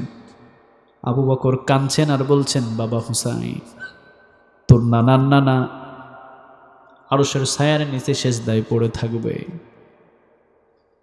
জিবরিল আলাইহিস সালাম এসে ডাক দেবেন, সেজদায়ের পরেও উঠবে না, অসংখ্য ফেরেশতাগুলো ডাক দেবে, এরপরেও সেজদা উঠবে না। এরপরে একজনা ডাক দিবে, বলেন তিনি কে? আরো জোরে বলেন কে? আল্লাহ রাব্বুল আলামিন তোর নানারে ডাক দিয়ে বলবেন, ও হাবিব, আর কতকাল পর্যন্ত কানবেন? মাথাটা উঠে আন, যা বলবেন তাই আজকে মঞ্জুর করে নেব। তোর নানার নানা ওহাব জহুরুরে কেউ চিনবে না, কিন্তু তোর নানা সেজদা তুলবে না বিধায় আল্লাহ রাব্বুল আলামিন বলবেন, হাবিব সেজদা উঠান, আজকে যা বলবেন তাই আমি আজকে মঞ্জুর করে নেব। তো নানার নানা সেই দিন একটা আপত্তি করবে, জোরে বলেন কয়টা? আরো জোরে বলেন কয়টা? একটা আপত্তি হলো, আমি দেখতে পাচ্ছি অনেক ফেরেশতাগুলো ধরে ধরে আমার অনেক উম্মতদেরকে জাহান্নামের দিকে ঠেলে নিয়ে যায়, আমি এটা সহ্য করতে পারবো না। আল্লাহ রাব্বুল আলামিন ডাক দিয়ে বলবেন, ও নবী যান, আমল নামার সমস্ত কিতাবগুলো আমি বন্ধ করে দিলাম। সুবহানাল্লাহ। সব কিতাবগুলো বন্ধ। ও নবী, আপনার যাকে পছন্দ তার হাত ধরে ধরে আপনি আমার জান্নাতের দিকে নিয়ে যান। যদি সমস্ত উম্মতদেরকে আমার জান্নাতের ভিতরে নিয়ে যান, আমি আল্লাহ রাব্বুল আলামিনের পরেও বাধা দেব না। বিশ্বনবীজি বলেন, হুসাইন আয়, আমার কোলে আয়। আমি কোনোদিন এইভাবে হিসাব করি না রে নানা, আজকে সম্মানের দিক থেকে আমার চাইতে তুই বড়। আল্লাহু আকবার। জীবনের চাইতে বেশি ভালোবাসতেন, সমস্ত সাহাবীরা জীবনের চাইতে বেশি ভালোবাসতেন। ভালোবাসতেই হবে, কারণ সারা বিশ্বের জন্য রহমত স্বরূপ বিশ্ব নবীজিরে নাজিল করেছেন কে? শুধু দুনিয়ার রহমত আর দুনিয়ার বরকত নয়, আখিরাতেও রহমত বরকত আছে না নাই? আরো জোরে বলেন, আছে আছে। কিয়ামতের ময়দানে অনেক মানুষ পিপাসায় বিভক্ত হয়ে যাবে, অনেক মানুষগুলো পিপাসায় কাতর হয়ে যাবে। আল্লাহ রাসূল সাল্লাল্লাহু আলাইহি ওয়াসাল্লামকে হাউজে কাউসার দান করবেন কে? সবাই বলেন তো দেখি কে? আল্লাহ বলবেন, ও নবী, যত আপনার উম্মতগুলো পিপাসায় বিভক্ত, প্রত্যেকটা উম্মতদেরকে আপনাকে যার ইচ্ছা হয় এক একটা গ্লাস তার হাতের ভিতরে উঠায় দেন। নবী নিজ হাতে প্রত্যেকটা উম্মতের হাতে হাতে একটা করে গ্লাস দেবেন। জোরে বলেন কয়টা? আওয়াজ দিয়ে বলেন কয়টা? একটা গ্লাসের হাউজে কাউসারের পানি আপনি পান করবেন। জান্নাতে যাওয়া পর্যন্ত যদি 200 বছরও দেরি হয়, 200 বছর পর্যন্ত আল্লাহ বলেন আমার ওই বান্দার কোনো পিপাসা লাগবে না। শুধু দুনিয়ার বরকত নয়, আখিরাতেরও বরকত। এই বরকতপূর্ণ নবীর সাথে থাকার প্রয়োজন আছে না নাই? সবাইরে বলতে হবে আছে আছে। আখিরি জামানার পয়গম্বর সেই দিন যদি তোমার হাতটা ধরে বলে চলো জান্নাতে চলো, আল্লাহ বাধা দেবে না। আল্লাহ বলেন আমার অনেক বান্দাগুলোকে আমার রাসূল সুপারিশ করে করে সোজা জান্নাতে নিয়ে চলে যাবে। সুবহানাল্লাহ। যাকে হাত ধরবে সে জান্নাতে যাবে। সুবহানাল্লাহ বলবেন না? যার জন্য সুপারিশ করবে সে জান্নাতে যাবে। যার কথা জবান দিয়ে আমার রাসূল বাহির করবে, আমি আল্লাহ তার হিসাব নিব না, জান্নাত দিয়ে দেব। বরকত আছে না নাই? আরো জোরে বলেন আছে না নাই? মানে যেই উম্মতের হাত ধরবে ওইটাই জান্নাতি। সুবহানাল্লাহ বলবেন না? এই জন্য আল্লাহ রাব্বুল আলামিন বলেন, ওয়ামা আরসালনাকা ইল্লা রাহমাতাল লিল আলামিন। ও নবী, দুনিয়ার ভিতরে আমি আল্লাহ রাব্বুল আলামিন আপনাকে রহমত স্বরূপ প্রেরণ করেছি। দুনিয়াতে যত মানুষগুলো আপনার এই রহমতের যতগুলো দ্বারাগুলো স্মরণ করবে, আপনাকে যত যারা দুনিয়াতে থাকবে তারা সবাই যদি আপনাকে মেনে মেনে চলে, ও নবী, কিয়ামতের ময়দানেও তাদের নসিবে আমি আপনার রহমত জুটিয়ে দেব এবং জান্নাতের সমস্ত রহমত বরকত তারা বিলাস করবে। আল্লাহ তুমি আমাদের সবাইকে কবুল করো। আরো জোরে বলেন আমিন। অতএব রাসূলের মহব্বত কলিজার ভিতরে লালন পালন করব। সবাই রাজি? কথা বলতে হবে, সবাই রাজি? প্রতিদিন একটা আশা নেবেন, একটা ভালোবাসার নিয়ে একটা দুই হাত তুলে আল্লাহর কাছে দোয়া করবেন এবং কানবেন আর একটা আশা ব্যক্ত করবেন, ইয়া রব, জীবনে একবার হলেও মক্কা এবং মদিনাতে যাওয়ার জন্য তুমি কবুল করে নিও। আরো জোরে বলেন আমিন। জীবনে অনেক কিছু আমরা করে থাকি ভাই, অনেক ভুলবশত আমরা অনেক কিছু করে থাকি, কিন্তু মক্কাতে পা রাখলে, মদিনাতে পা রাখলে পিছনের সব গুনাহ আল্লাহ মাফ করে দেয়। আর মক্কাতে যদি একবার যাইতে পারেন, মদিনাতে যদি একবার যাইতে পারেন, রাসূলের রওজার পাশে যদি একবার দাঁড়িয়ে পারেন, আপনি নিজেকে নিজে পরিবর্তন করে সেকেন্ডের ভিতরে চেঞ্জ হয়ে যাবে। সুবহানাল্লাহ বলবেন না? 50 বছর, 30 বছর, 40 বছরেও যে মানুষটা পরিবর্তন হয় না, একটা হজ করার পর মানুষটা পরিবর্তন হয়ে যায়। এই জন্য আমি দোয়া করি আল্লাহ যেন সবাইকে মক্কা এবং মদিনাতে যাওয়ার জন্য কবুল করে নেয়। আরো জোরে বলেন আমিন। এই জন্য সাহাবীরা জীবনের চাইতে রাসূলকে বেশি ভালোবাসতেন, রাসূলকে বেশি সম্মান করতেন। কিয়ামতের ময়দানেও আল্লাহ রাব্বুল আলামিন সম্মান করবেন, মর্যাদা দেবেন যারা রাসূলকে বেশি ভালোবাসবে। আল্লাহ রাব্বুল আলামিনের কাছে দোয়া করে, আল্লাহ কিয়ামতের ময়দানে রাসূলের সুপারিশ নিয়ে জান্নাতে যাওয়ার জন্য আমাদের কবুল করে নাও। এই জন্য আল্লাহ রাব্বুল আলামিন বললেন, এই নবী যেমন তেমন নবী নয়, ওয়ামা আরসালনাকা ইল্লা রাহমাতাল লিল আলামিন। আমি নবীকে প্রেরণ করেছি রহমত স্বরূপ, যে আমার নবীর আদর্শ অনুযায়ী দুনিয়াতে থাকবে, দুনিয়াতে সংসার করবে, বাড়ি করবে, গাড়ি করবে, টাকা করবে, পয়সা করবে, দুনিয়ার ভিতরে জীবন যাপন করবে। আমার রাসূলকে অনুসরণ যদি করে, আমি আল্লাহ রাব্বুল আলামিন তার জিন্দেগিতে বরকত দান করে দেব। ভাই, সাহাবীদের বাড়ি ছিল না, সাহাবীদের গাড়ি ছিল না, সাহাবীদের টাকা ছিল না, সাহাবীদের পয়সা ছিল না, কিন্তু রাসূলকে অনুসরণ করার কারণে জান্নাতের সুসংবাদ দুনিয়াতে থাকতে পেয়ে গিয়েছে। আরে ভাই, আসল বাড়ি তো ওইটা, দুনিয়ার বাড়ি তো আসল বাড়ি নয়, সবগুলো হলো দুনিয়ার খেলতামাশা। আসল বাড়ি আমাদের কোনটা? জান্নাতের বাড়ি। কোন বাড়ি? আমাদের বাবা আদম আলাইহিস সালাম কোথায় ছিলেন? আমরা ছিলাম কোথায়? জান্নাতে। আসছি দুনিয়ায়, আবার যাব কোথায়? জান্নাতে। রাসূলকে যদি অনুসরণ করেন, রাসূলকে যদি মহব্বত করেন, রাসূলের ভালোবাসা যদি কলিজায় লালন পালন করেন, ওয়াল্লাহি আল্লাহর রহমত বরকত দিয়ে আপনার পুরা জিন্দেগিকে পরিবর্তন করে দেবে। চিল্লা বলেন আল্লাহু আকবার। আল্লাহ তুমি আমাদের প্রত্যেককে রাসূলের উম্মত, সেরা উম্মত হওয়ার জন্য কবুল করে নাও, তোমার গোলাম হওয়ার জন্য কবুল করে নাও। আজকের এই মাহফিলটাকে তুমি কবুল করে নাও। যারা আসতে পারে না আল্লাহ, তাদের জিন্দেগির গুনাহ মাফ করে দাও। যারা আমরা এসেছি, আমাদের প্রত্যেকের জিন্দেগির গুনাহও তুমি মাফ করে দাও। কিয়ামতের ময়দানে যেদিন উঠবো, আরশের ছায়ার নিচে তুমি জায়গা দিয়ে দিও। রাসূলের সুপারিশ নিয়ে জান্নাতে যাওয়ার জন্য কবুল করে নিও। দুনিয়ার ভিতরে যত ভুলবশত গুনাহ করেছি, সব গুনাহগুলো মাফ করে দাও, এবং আখিরাতের যে অ্যাকাউন্ট আছে, ওই অ্যাকাউন্টে নেক দিয়ে পরিবর্তন করে দাও। আমরা বলি আমিন। আখির দাওয়ানা আলহামদুলিল্লাহি রাব্বিল আলামিন। যতটুকু আলোচনা করেছি, এই আলোচনা অনুযায়ী আমাদের প্রত্যেককে আমল করার তৌফিক দান করো।